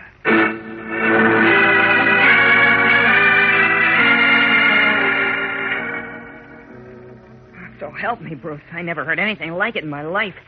The sound cut through me like a sword. I thought my head was going to split wide open. I'll bet. That was Butcher Stark, all right. Well, how do you feel now, Dick? You feel well enough to talk? Oh, sure. Well, let's have the story, huh? From the beginning. Okay, here it is. After Batman called me from Metropolis and asked me to nose around, I began checking all the local airports. Uh-huh. Not only the ones close to the city, but the small airstrips 50 and 60 miles out. Good boy. I was lucky. The plane you described came in the night before at a small field and landed because something was wrong with the engine. What a break that was. And how? Well, there were 3 people on the plane. 3 people? Uh-huh. 2 men and a woman. And they didn't wait to see the plane repaired. They took a cab all the way into Chicago, saying they'd be back in a couple of days. Did you trace the cab? Oh, sure, it was easy. They went to a pool room in the stockyard area of the city. A hangout for some pretty crummy characters. I wonder where Stark and the Scarlet Widow picked up the other man. And what for? Oh, probably someone the Scarlet Widow knew, a man who could fly a plane. Oh, I get it. Well, what did you learn in the pool room, Dick? Well, yesterday evening, things seemed ready to pop. I waited and watched. Fellas were walking in and out of a back room, and I figured some big shot was holding a meeting there. I tried to get in myself, but I couldn't. Hey, that was dangerous. And then 2 men came out. One of them was the boss, I think. The real bigwig, the way everybody spoke to him. Yeah? And he and his friend looked like they were up to something. So I decided to tag along. Well, how did you do that? Oh, you know, the old trick. I ducked out ahead of them and hid in the trunk of their car. Oh, you sure take chances, son. And how? Well, I figured it was worth it. Anyhow, they drove to a spot on the lake shore and parked. I waited a couple of minutes, and then I ducked out of the trunk to see what was happening. And boy, did I get an eyeful. What did you see? They were waiting to give someone a royal reception. Huh? With submachine guns. Uh-oh. I decided that things were going to get a little too hot.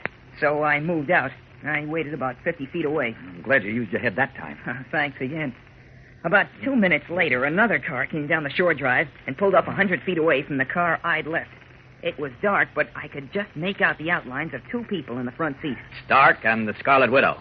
It was too dark to be sure. Anyhow, one of them got out and walked over to my pals. And the next thing I know, wow, that awful noise. And I guess I folded for a nice long nap. Brother, you don't know how long that nap might have been. Listen, Dick. Do you remember where that pool room is? Sure, I'll take you there. You'll do no such thing. You're staying put, young man. Oh, now, wait a minute. Bruce is right. You've done enough. Oh, why cut me out when things are just starting to get exciting? It won't be so exciting. This will be just routine. Now, where is it? Come on, give. Well, The place is called the Ace Billiard Academy on Fremont Street. Right. You ready, Bruce? Ready, willing, and able. Okay, let's go. Come on, out through this window. Up, and away!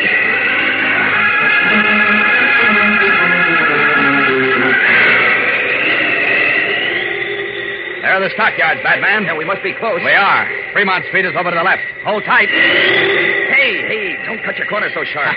Sorry. There, that's Fremont Street. Now, the Ace Billiard... Say, what's going on? Huh?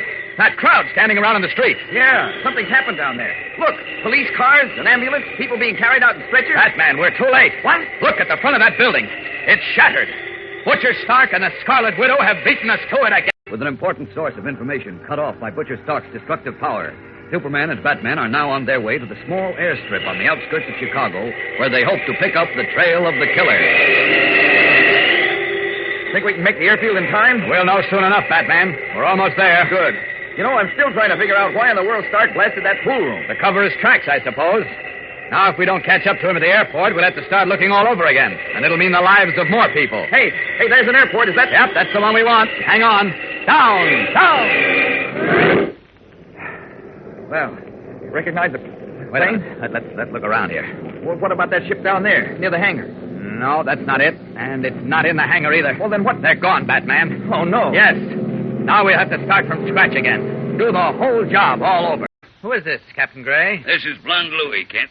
The only man who was in that pool parlor who was able to talk right now. What do you want from me? I don't know. I just want to ask you a few questions, Louie. For instance, what happened over at the pool hall? I don't know.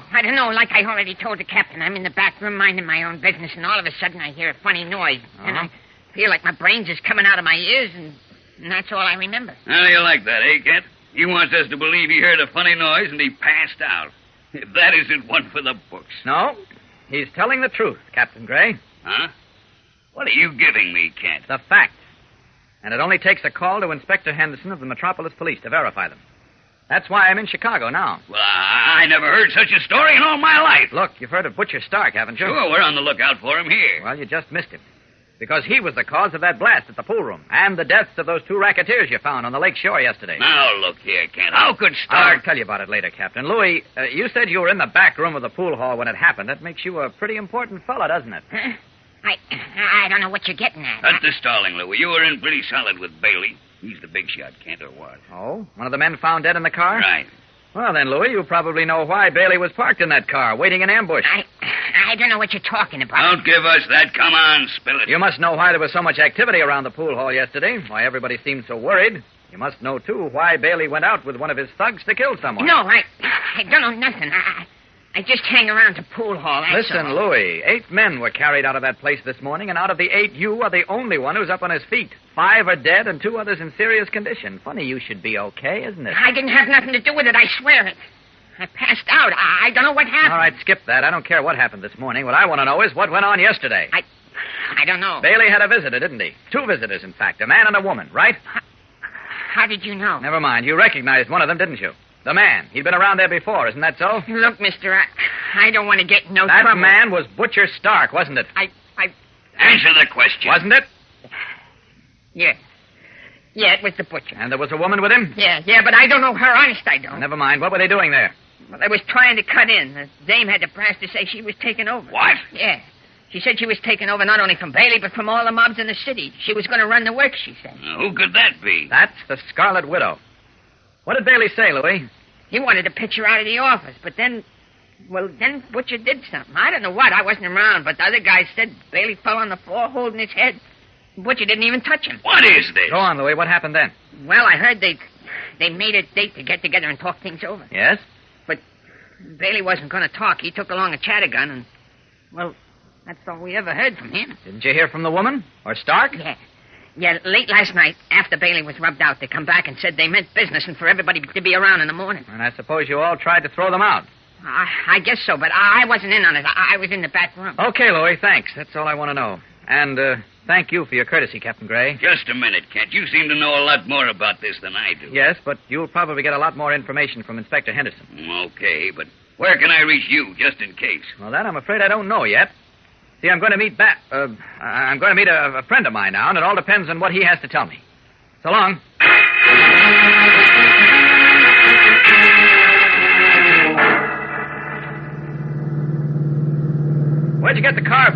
Rented it. Figured we'd get around a lot easier and we'd have a place to talk privately. Good. Have you been up to the airport? Uh-huh. What gives there? I'm not sure, Clark. What do you mean by that? Well, we may have something, and then again we may not. Oh, come on. Stop talking in riddles. Well, this much I know. Stark and the Scarlet Widow left the field in their plane about a half an hour before we got there. Oh, that was close. That makes all the difference in the world. Go on. Well, they carried a full load of gas, giving them a range of some 1,200 miles, according to the field manager. You mean 1,200 out and 12 back? No, 1,200 altogether. Oh. 600 miles would be their point of return. Well, that's a lot of territory. Yes, but we can narrow it down a little, I think. Oh, how? Well, reach in my pocket and you'll find a map and a sheet of tracing paper. Oh. Yeah, I have them. Where'd you get them? The map I bought at the field. It's a regional chart of the northern part of the Midwest.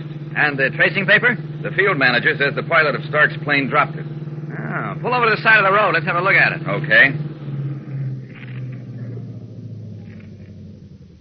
Oh. Now, look. There's a line drawn on it, see? Yes, a broken line and some numbers at various points on it. Well, I haven't been able to find out what they mean yet. 16NE, then 120, and at the end of the line, 2332. And there's more at the bottom of the sheet. Where? Oh, yes. WVAR 20N. Huh. What does all that mean? Well, the way I figure it, the pilot of Stark's plane laid out a course on this sheet of tracing paper while holding it over a map like this. Why a map like this one particularly? Well, it's the only one outside of the smaller sectional charts that shows the field of departure. Oh, I see. Well, then if we lay the tracing paper over the map like this, we'd get... Hey, but wait. We don't know which direction the line takes. Go anywhere, north, south, east, or west. Well, I doubt if it'll go east. That would mean Stark and the Scarlet Widow were doubling back. And things are pretty hot back there for them now. Yeah, that's true. And if they went north, they'd be leaving the country, going up into Canada. You think they might do that? Well, that would indicate they're running out, which I doubt, Bruce. The pickings are much better here. Well, then that leaves a 1,200-mile arc from south to west. Yeah, it's a lot of territory, but it's our one chance. Our one hope of stopping them before they cause any more damage. You're right, Kent. The answer is in this piece of paper, Bruce. And somehow we've got to find it. Do you understand now, Butcher? Do you know what we are to do? Yeah, Widow. I know. You sound impatient, my friend. You must never be impatient. The timing of such an operation is most important. Why do we have to fool around with stuff like this? Why don't we just blast our way and take what we want? That would be too crude, and the chances of success are that much less. Not with me around, they ain't. You put a great deal of faith in your voice, my dear Butcher. It's got us what we want, ain't it? Be patient, my friend, and trust me. I don't like getting killed. If I want something, I take it. Rest assured, we will take everything we want, but it must be done with finesse. Just the same. Take my word for it. After this job, our success is assured. It better be. No one will ever question us, believe me, or even try to stop us. We will become absolute masters of every underworld operation in this country. It's going to be tough, Bruce. Just this paper marked with numbers and letters to go on. Yeah, I know, Clark. But we know the line running down the middle of the paper must be a course, because Stark's pilot held the tracing paper over this map. Mm-hmm. And using the airport as a starting point, worked out a course to an unknown destination. Yeah, that's logical. All right, now let's figure out what these numbers and letters No, mean. wait. We'll work it out step by step. Stark's pilot traced his course to a certain destination. Uh-huh. Now, in order to reach that destination, what factors does he have to take into consideration? Well, you're a pilot, Bruce. You tell me. Well, assuming the weather was clear, all he'd have to worry about would be airspeed, wind direction, and wind velocity. Check. Go on. All right, take airspeed first. These numbers here could be his estimated speed. 120? It's a little low. Should be about 135. Well, we'll see. Let's go on to the next step. Wind velocity and direction. That might be this set of figures. 16NE, northeast. All right. Now then. You said 120 was low for that type plane, which should cruise at 135. Yes. Okay. Knock off 16 miles for headwind, and you're down to 120 ground speed. I get it. All right, now what about this set of figures here and these letters WVAR 20N? Well, there's another factor pilots take into consideration when plotting course. Changes in wind velocity and direction. Oh, I've got it. W for wind, VAR variation, 20 miles north. On the nose, pal. Which leaves this last set of figures, 2332. Well, they're marked at the end of the course, aren't they? Yes. Wouldn't be distance. Stark would be way off this sectional map. What a hot pilot you are. He has to plan his time of arrival, doesn't he? Hey, that's right. 2,300 hours and 32 minutes. Sure. Now, Knowing his speed and the wind direction and velocity, can we plot his course? Oh, we can't. But we can take the dope to the meteorology station at Central Airport and find out where these wind conditions exist. That way, we should come pretty close to his destination. Fair enough. Let's get rolling. It's 8:30 now. We only have 3 hours to go.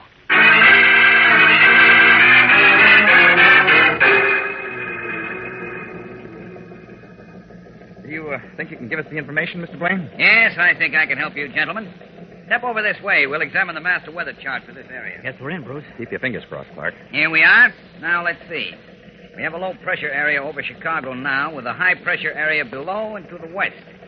I think we'll find what you want over in this direction. Uh-huh. How did you figure that, Bruce? Well, the highs tend to spill into lows. It's one of Mother Nature's tricks to equalize pressure all over the country. Yes, here we are. The wind currents in this region are mostly north and northeast, going right up into the low. That's the direction we want, Mr. Blaine. Is there any specified airflow indicated with a velocity 16 miles northeast or 20 north? Yeah, here we are. See this line? It indicates a continuous airflow to the northeast at a rate of exactly 16 miles per hour. That's a pretty long stretch. Along here, there's a tendency toward variation. Change in the wind because of topography and local weather disturbances. It shifts to 20 miles north. That's it. That's what we're looking for. Yes. Exactly where is that, Mr. Blaine? Right in here on the map. Stretch of about 100 miles. Pretty desolate country, isn't it? Mostly mountain area, very few towns, villages. Okay, Mr. Blaine. Thanks very much. You're quite welcome. Let's go, Clark.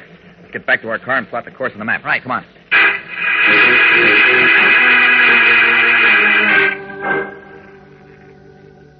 Well, that's that. Now, how much time have we? Well, it's 10:15. We have an hour and 15 minutes to get there. We'll make it with over an hour to spare. There are no airfields down there. Wonder where they plan to sit down. That's what we've got to find out. So, off with these clothes, and we'll let Superman take over. There we are. All right. You all set? Check. Okay, then up, and away!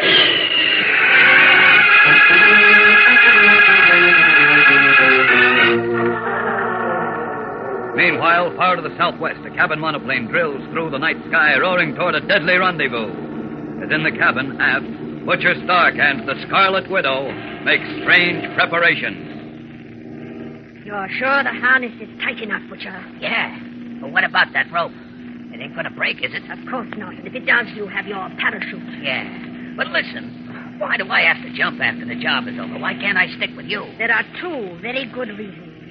First of all, I'm not strong enough to pull you back into the plane. And second, I want you on the ground with the others to make sure they do as they're told. I don't see why we had to drag them into the deal. Don't be stupid. You think you can transfer that cargo by yourself? No. But we'll have to split with them, won't we? When their usefulness comes to an end, Butcher, then you may exercise the power of your voice again. Oh, yeah. And we need not worry about splitting with them. Hey, I never thought about that angle. That is precisely why I am necessary to you. Okay. When do we go to work? Our rendezvous is timed for 32 minutes past 11.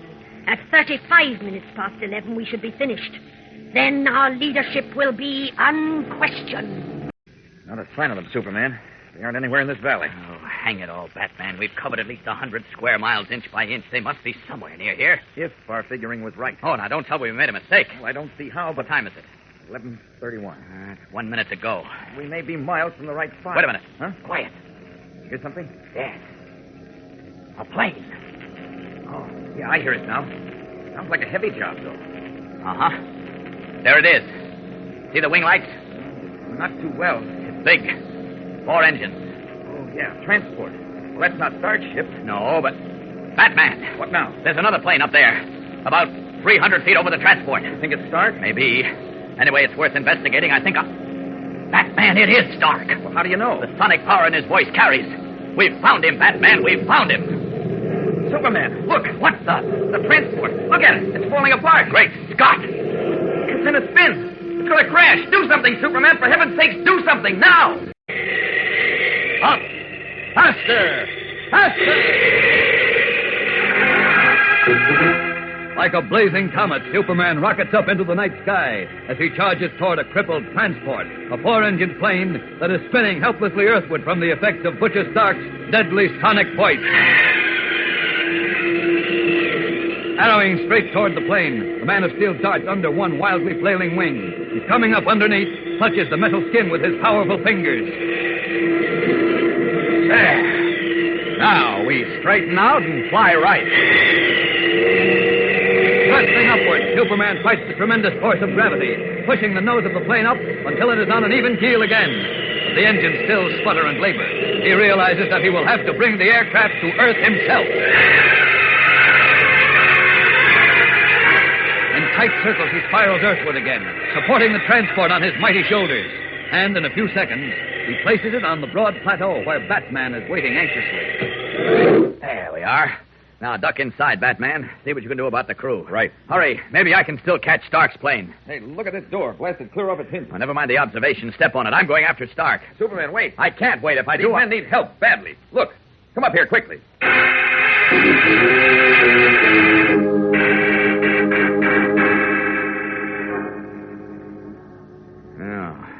Poor fellows are in bad shape, Batman. Yes, they must have caught the full power of Stark's voice. Uh-huh. Look at this flight cabin. It's a mess. Yeah. Now let's see if we can revive them. Loosen their clothes. Right. I don't get it. Is this why Stark and the Scarlet Widow came down here? To knock out this transport? Uh-huh. Just take a look in the cargo section. What are those things? Bales of cloth? Cloth, nothing. Those are valuable furs. At least 50 skins to each bale. Furs? Sure. This cargo must be worth at least $250,000. Wow. No wonder. But if this is what they want, how did they figure to get the furs out of here? Well, they're obviously coming back for them, which may give us the chance we want to get them. I see. Say, these fellas aren't coming around at all, Superman. No. Do you think... They need medical attention. Well? I'll have to get them to a doctor. As a matter of fact, I might as well take the whole plane out of here. Why? Well, just in case Stark and the Scarlet Widow get here. This way, we'll be sure they won't get the furs. Leave these boys strapped in their seats, then they won't be bounced around. Okay. Now, wait a minute. What's up? Hold it. You hear that? Yeah, car. That truck, more likely. What's a truck doing up here? Someone coming to unload those furs, probably. Hey, that's right. Maybe... Yes, there it is. Coming across the field toward us. How many on it? 4. Well, I guess that means a battle, huh? No doubt. Okay, let them come.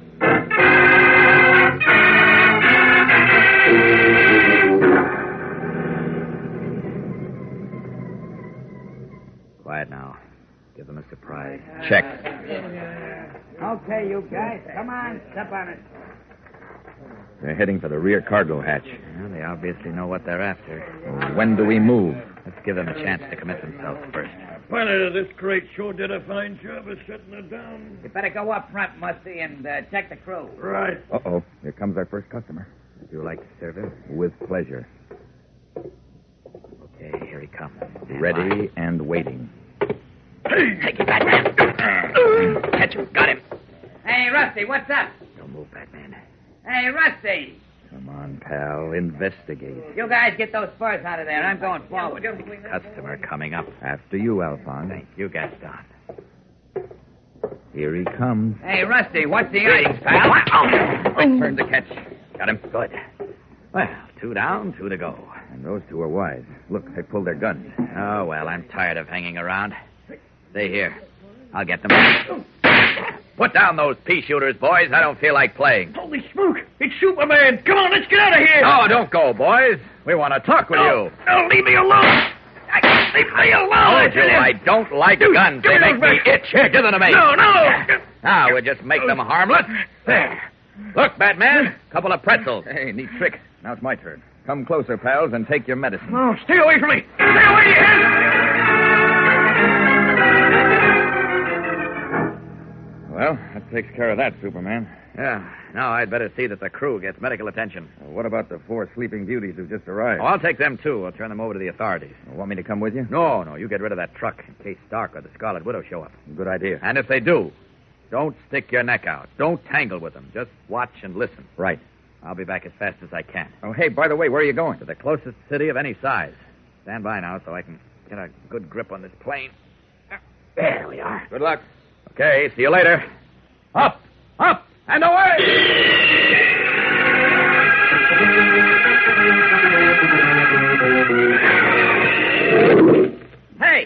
Hey, what's going on here? Where'd the ship come from? Sorry, I suppose I should have stopped for clearance, but as you can see, this flight is slightly out of the ordinary. What? Why, you're Superman. Right, and I'm afraid I haven't time to explain things, but in the cabin of this plane, you'll find 6 men. The 2 strapped in their seats in the flight cabin are the pilots and must be rushed to the hospital immediately. Yeah, the but other 4 are to be sent to jail and guard the cargo. It's pretty valuable. But wait a minute, I don't get this. Don't try. Please, just do as I ask. Now, back to where I left Batman. Up, and away! The Man of Steel frantically searches the high plateau for his friend Batman. Fearing he has become another of Butcher Stark's victims, a heavy truck rumbles along a narrow mountain road some 20 miles away. In the cab, Butcher Stark sits alone behind the wheel, a bewildered scowl on his coarse features. He is perplexed and angry at the failure of his plan. He guides the heavy vehicle carelessly down the darkened road. An interested yet worried observer, Batman, crouches in the van, immediately behind the cab, where he clings to the side support as the truck careens from side to side. That fool will kill us both if he keeps on driving this way. He'll skid right off the road. Blasted. There was only some way I could stop him.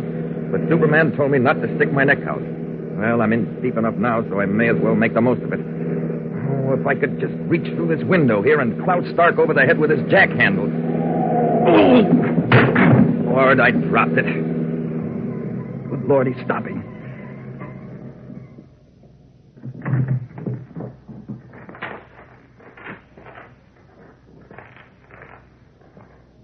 Who's back there? Uh-oh. This is it. Whoever's in there, come out. Not on your life, pal. Come out or I'll come in and get you. Oh, that voice! Did you hear me? Come out, or you'll be sorry you was ever born. Forced to abandon his pursuit of Butcher Stark and the Scarlet Widow in order to save the lives of the two pilots in the fur-laden plane Stark wrecked with the deadly sonic power of his voice, Superman left his friend, Batman, on the scene to watch for the killer's possible reappearance. Then he sped to the nearest city with the plane and its unconscious crew.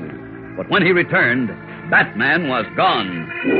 As the Man of Steel continued his frantic search for his friend, Batman was hiding in the rear of a large truck driven by Butcher Stark himself as it roared through the night to a secret destination. Planning to knock out the escaped convict with a heavy jack handle he had found in the truck, Batman is suddenly thrown off balance when they hit a bump in the road.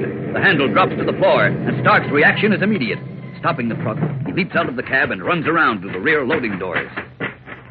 Who's in there? Who's in there?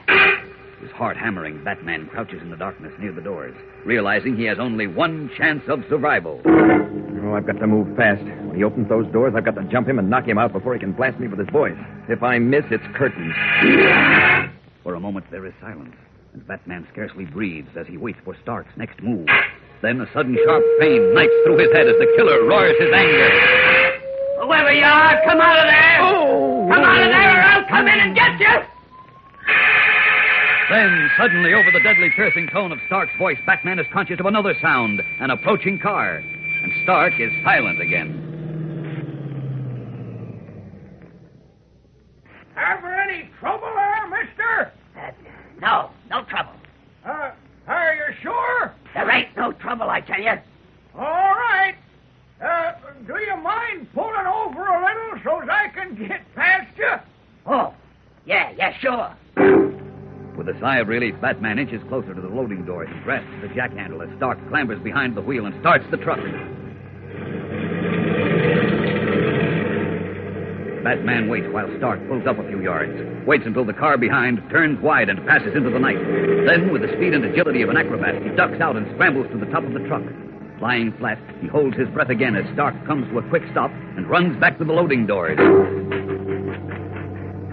Flashing a light into the truck, the killer finds it empty. And confident now that the noise he'd heard was caused by something loose, he trudges back to resume his trip as Batman secures a firm handhold on the roof of the truck, prepared to stay on the trail no matter what the cost.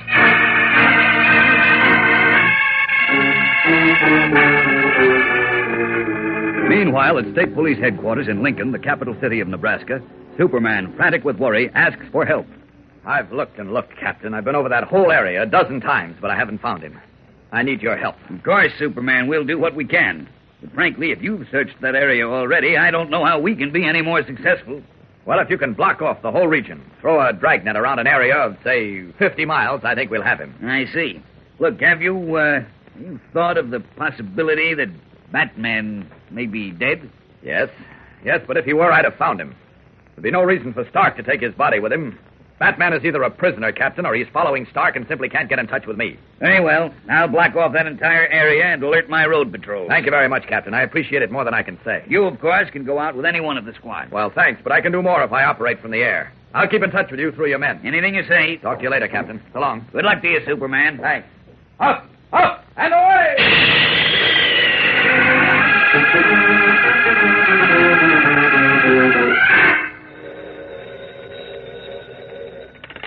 Captain Dawson speaking. Captain, this is Miller at the switchboard. Yeah?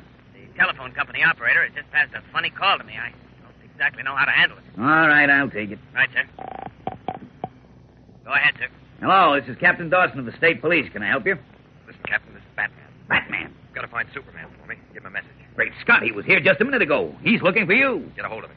Tell him I followed Butcher Stark to a small farmhouse where he's meeting the Scarlet Widow. Where's the farmhouse? I don't know. Somewhere east of the place where Superman left me. We traveled about an hour by truck, driving fairly fast. All right, we'll figure it out. Where can we meet you? Near the farm? Near it. Captain, I'm in it. Stark and Scarlet Widow are in the next room. Holy smokes. So don't waste any time. Contact Superman at once. Goodbye.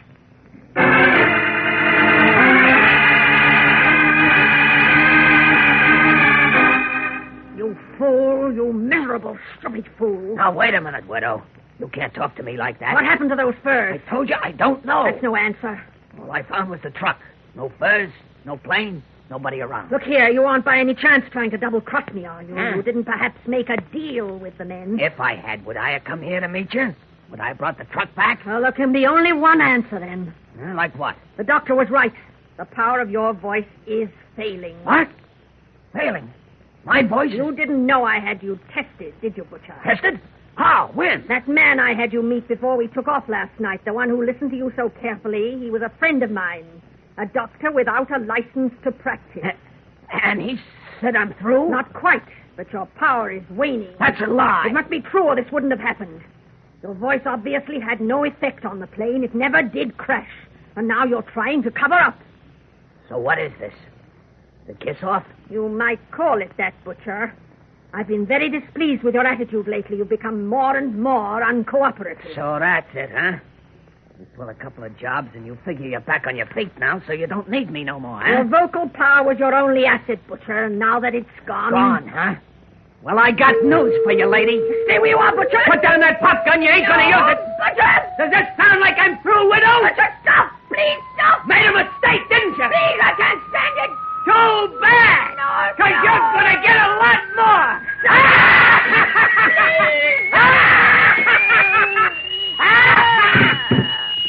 That wipes the books clean. So long, widow. From now on, I work alone.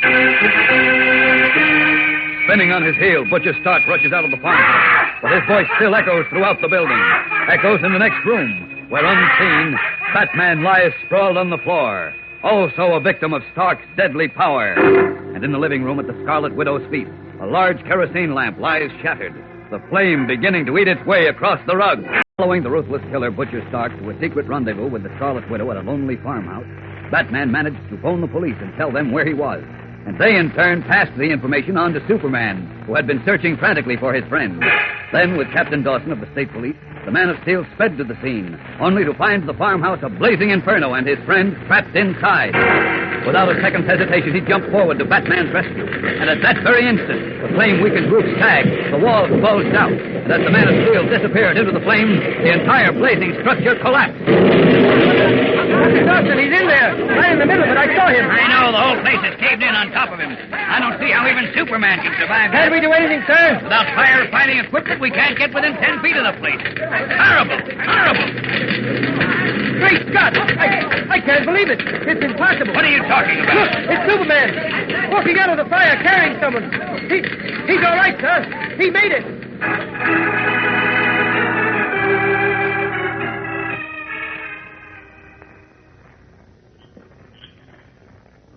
How do you feel now, Batman? All right, I guess. You'd better lie still. My men are fixing up a stretcher. We'll get you to a hospital. Hospital, nothing. I'm all right, I said. Take it easy, pal. How in the world did you do it, Superman? Oh, I found Batman on the floor just as the roof started to cave in. I managed to shield him, and that was all there was to it. You mean the house caved in right on top of you? Yes, but I've got a pretty thick hide, Captain. Listen, what about Stark? Did you get him? No, we were too late. Can you tell us what happened, Batman? Sure. He and the Scarlet Widow had a scrap. Stark lost his temper and gave her the full benefit of his voice. And he broke a lighted kerosene lamp, and that's what started the fire. Oh, sure. And you were listening, so you were knocked out by his voice, too, eh? Yeah, but I saw it coming, so I covered my head with my cloak, blotted out as much of the sound as I could, and then, too, his back was to me, so I didn't get the full blast. Good. But the widow... She's dead, Batman. I saw her lying in there, but it was too late to do anything for her. Well, where do we go from here? Well, we've only won half the battle. The more important half is still to come. Getting Stark, you mean? Right. How about it, Captain Dawson? Can we get to work right away? Of course. We'll go back to Lincoln and start the biggest manhunt this state has ever seen. Good. Let's go. Attention, all county police. Be on the lookout for Butcher Stark, escaped convict, wanted for murder. Description as follows. Attention, all state police. Request your cooperation in search for Butcher Stark, escaped convict, wanted for murder. Description as follows.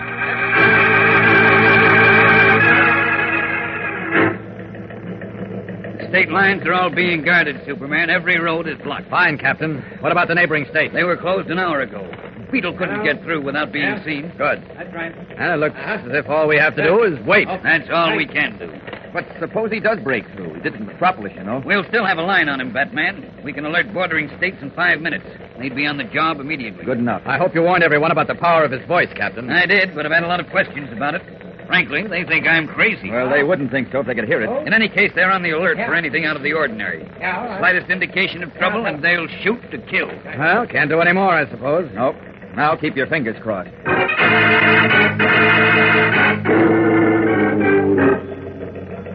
Captain Dawson. Captain Dawson. Yes? Report from County Sheriff, District 3. Let's have it. Yes, sir. Is it about Stark? Yes, listen. Truck in question found abandoned near outskirts of Brenton. Thorough check reveals man of Butcher Stark's description bought ticket at Brenton Railroad Depot bound for Omaha. Omaha? He's heading east. Now we can start pinning him down. Walters. Yes, sir. Alert the Omaha police. Tell them to check every local that's come through from Brenton and report back to me as fast as possible.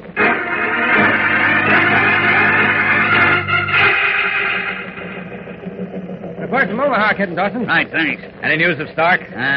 Investigation at Omaha Railroad Terminal reveals that man of Butcher Stark's description boarded Midwest Streamliner bound for Chicago. Chicago? What time does he get there? I've already checked, sir. It arrives at 10:15. 10:15? Well, it's 9:45 now. We can make it all right. Captain, will you notify the Commissioner of Police in Chicago? Tell him to meet that train. Of course. And tell him that Batman and I will be there, too. Let's go, Batman. Right. Thanks a lot, Captain Dawson. Yes, thanks, Captain, and so long. Come on, through this window, Batman. Up! Up! And away!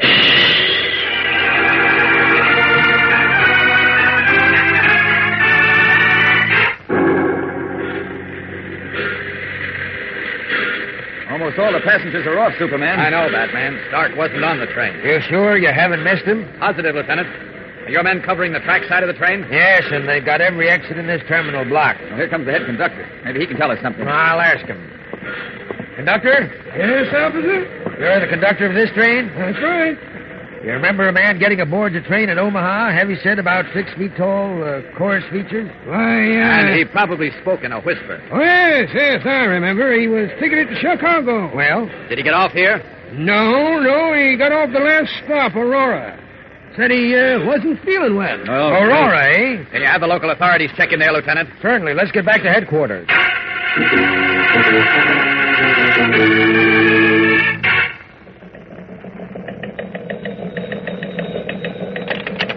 Lieutenant Byron speaking. Yeah? Yeah. You sure? Okay, thanks. Lieutenant, was Yes, Batman, that was a report from Aurora. Well? Bad news, Superman. What is it? No trace of Stark can be found there.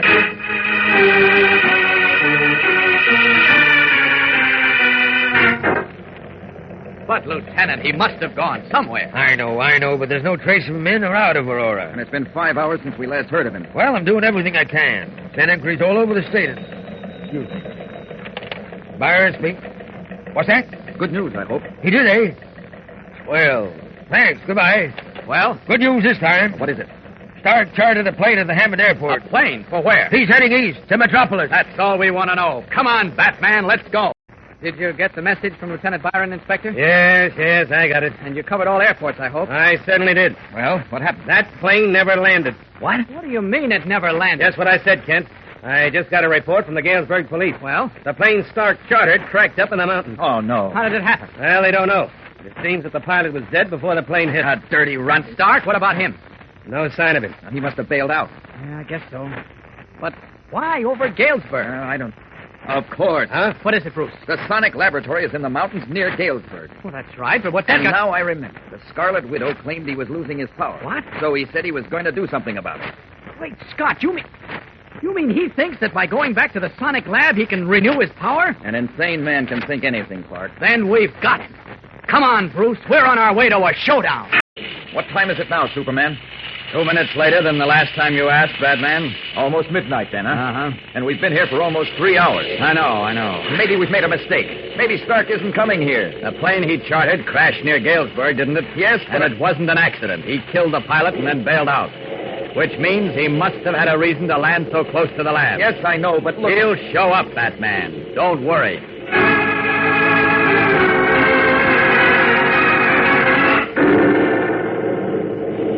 Wow, sure is coming down. What a night. Same kind of a night that created Butcher Stark's power. Remember? Uh-huh. That's a cheerful omen. I'll bet... Wait, Batman. What's up? Thought I saw something move at the edge of the clearing there. I can't see anything. This rain is like a solid wall. There. You see it then when the lightning flashed? Yes, something moved. It's Butcher Stark. Great guns, are you sure? Of course. I'd know him anywhere. Holy smokes, look. He's walking out into the clearing. Coming this way. Good. Well, what do we do now? Wait and jump him when he gets close enough? No, you stand back. I'm going to have it out with him alone. No holds barred. Now, wait, Superman. Be reasonable. Stand back now and cover your ears. This'll probably be plenty rough. Can't you do it another way? There is no other way. Here goes. Okay, good luck, pal. All the luck in the world.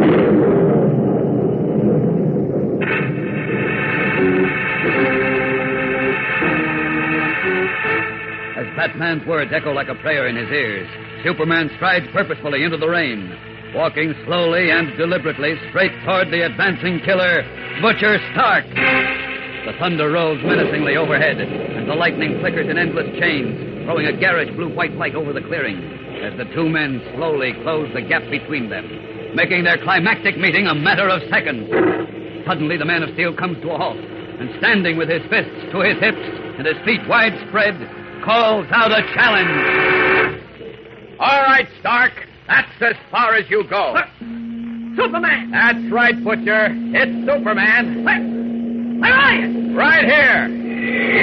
Get a load of this! I'm still waiting for you, Butcher. Okay, wise guy. Moving around won't help you. This time I'll finish you for good. Go on. Try it. So the deadly battle begins. Stark roaring his anger, sending wave after wave of high-frequency sound against the Man of Steel, who dances back and forth with the speed of light, outdistancing or eluding each powerful blast of sonic power. Come on, Butcher. What are you waiting for? Finish me off if you can. Raging now, stumbling around the clearing like an insane man, Stark tries to blast the Man of Steel, but Superman is too quick. Back and forth he darts, in and out, slapping the killer in the face, literally playing with him. Then finally Superman calls a halt to the game and stands squarely in front of Stark, taking a desperate chance. All right, Stark, here I am. Right. Now, go on, yell. Give me all you've got. And let's see who wins. Okay, sucker. You asked for it. Now take this and drop dead!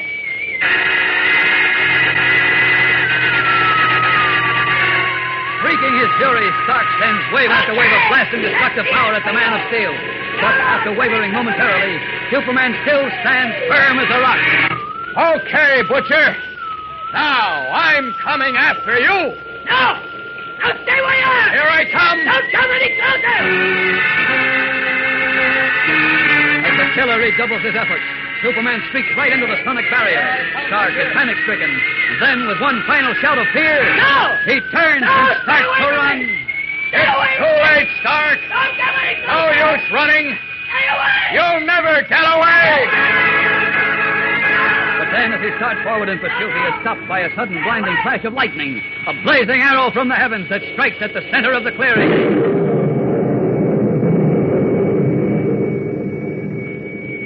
And when he finally recovers from the initial shock and starts after the killer again, Superman no longer feels the deadly effect of Butcher Stark's sonic power, and the killer himself is crumpled in a whimpering heap. The act of nature that gave him his deadly power has now taken it from him.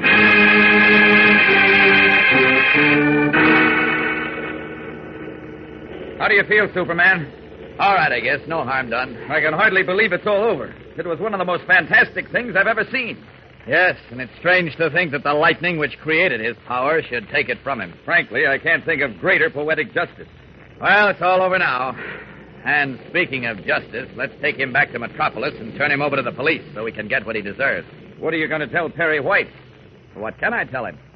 Except that a murderer has been caught and will now pay the full penalty of the law. Several days have gone by since Superman's adventure with Butcher Stark, voice of doom. Now, in his guise and garb of the mild-mannered reporter Clark Kent, he is seated in his office at the Daily Planet when his door opens and copy boy Beanie Martin comes in. Hello, Beanie. Come in. You want to see me, Mr. Kent? Yes, I thought you might be able to tell me where Jim Olsen is. Gee whiz, I don't know, except, well, he went dashing out of here a few minutes ago like as if his coattails was afire. That's so? Uh-huh. And he looked kind of pale-like and excited. Why? What happened? Search me, except maybe... Maybe what? Well, maybe it was on account of the visitor he had. Who was that? A peculiar-looking character with a long, curly beard and a towel wrapped around his head and earrings hanging from his ears. Your description makes him sound like a Hindu. Well, whoever or whatever he was, he sure upset Jim. Why do you keep saying Jim was upset, Beanie? Because of what he said to me before he left. Tell me about it. Well, when I saw how he looked, glassy-eyed sort of, I asked him what's cooking. Yes?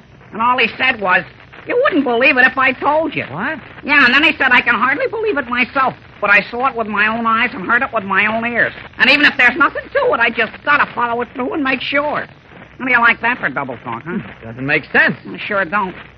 I don't like the sound of it, Beanie. I don't like it at all. If Clark Kent knew what was behind Jimmy Olsen's strange actions, he would like it even less, because there is real cause for alarm. Yes, gang, there's real mystery and suspense in the new Superman adventure that begins on Monday. So don't miss it. For real thrills and chills, be sure to tune in again Monday, same time, same station, for Chapter 1 of the exciting story called The Secret of the Genie on The Adventures of Superman.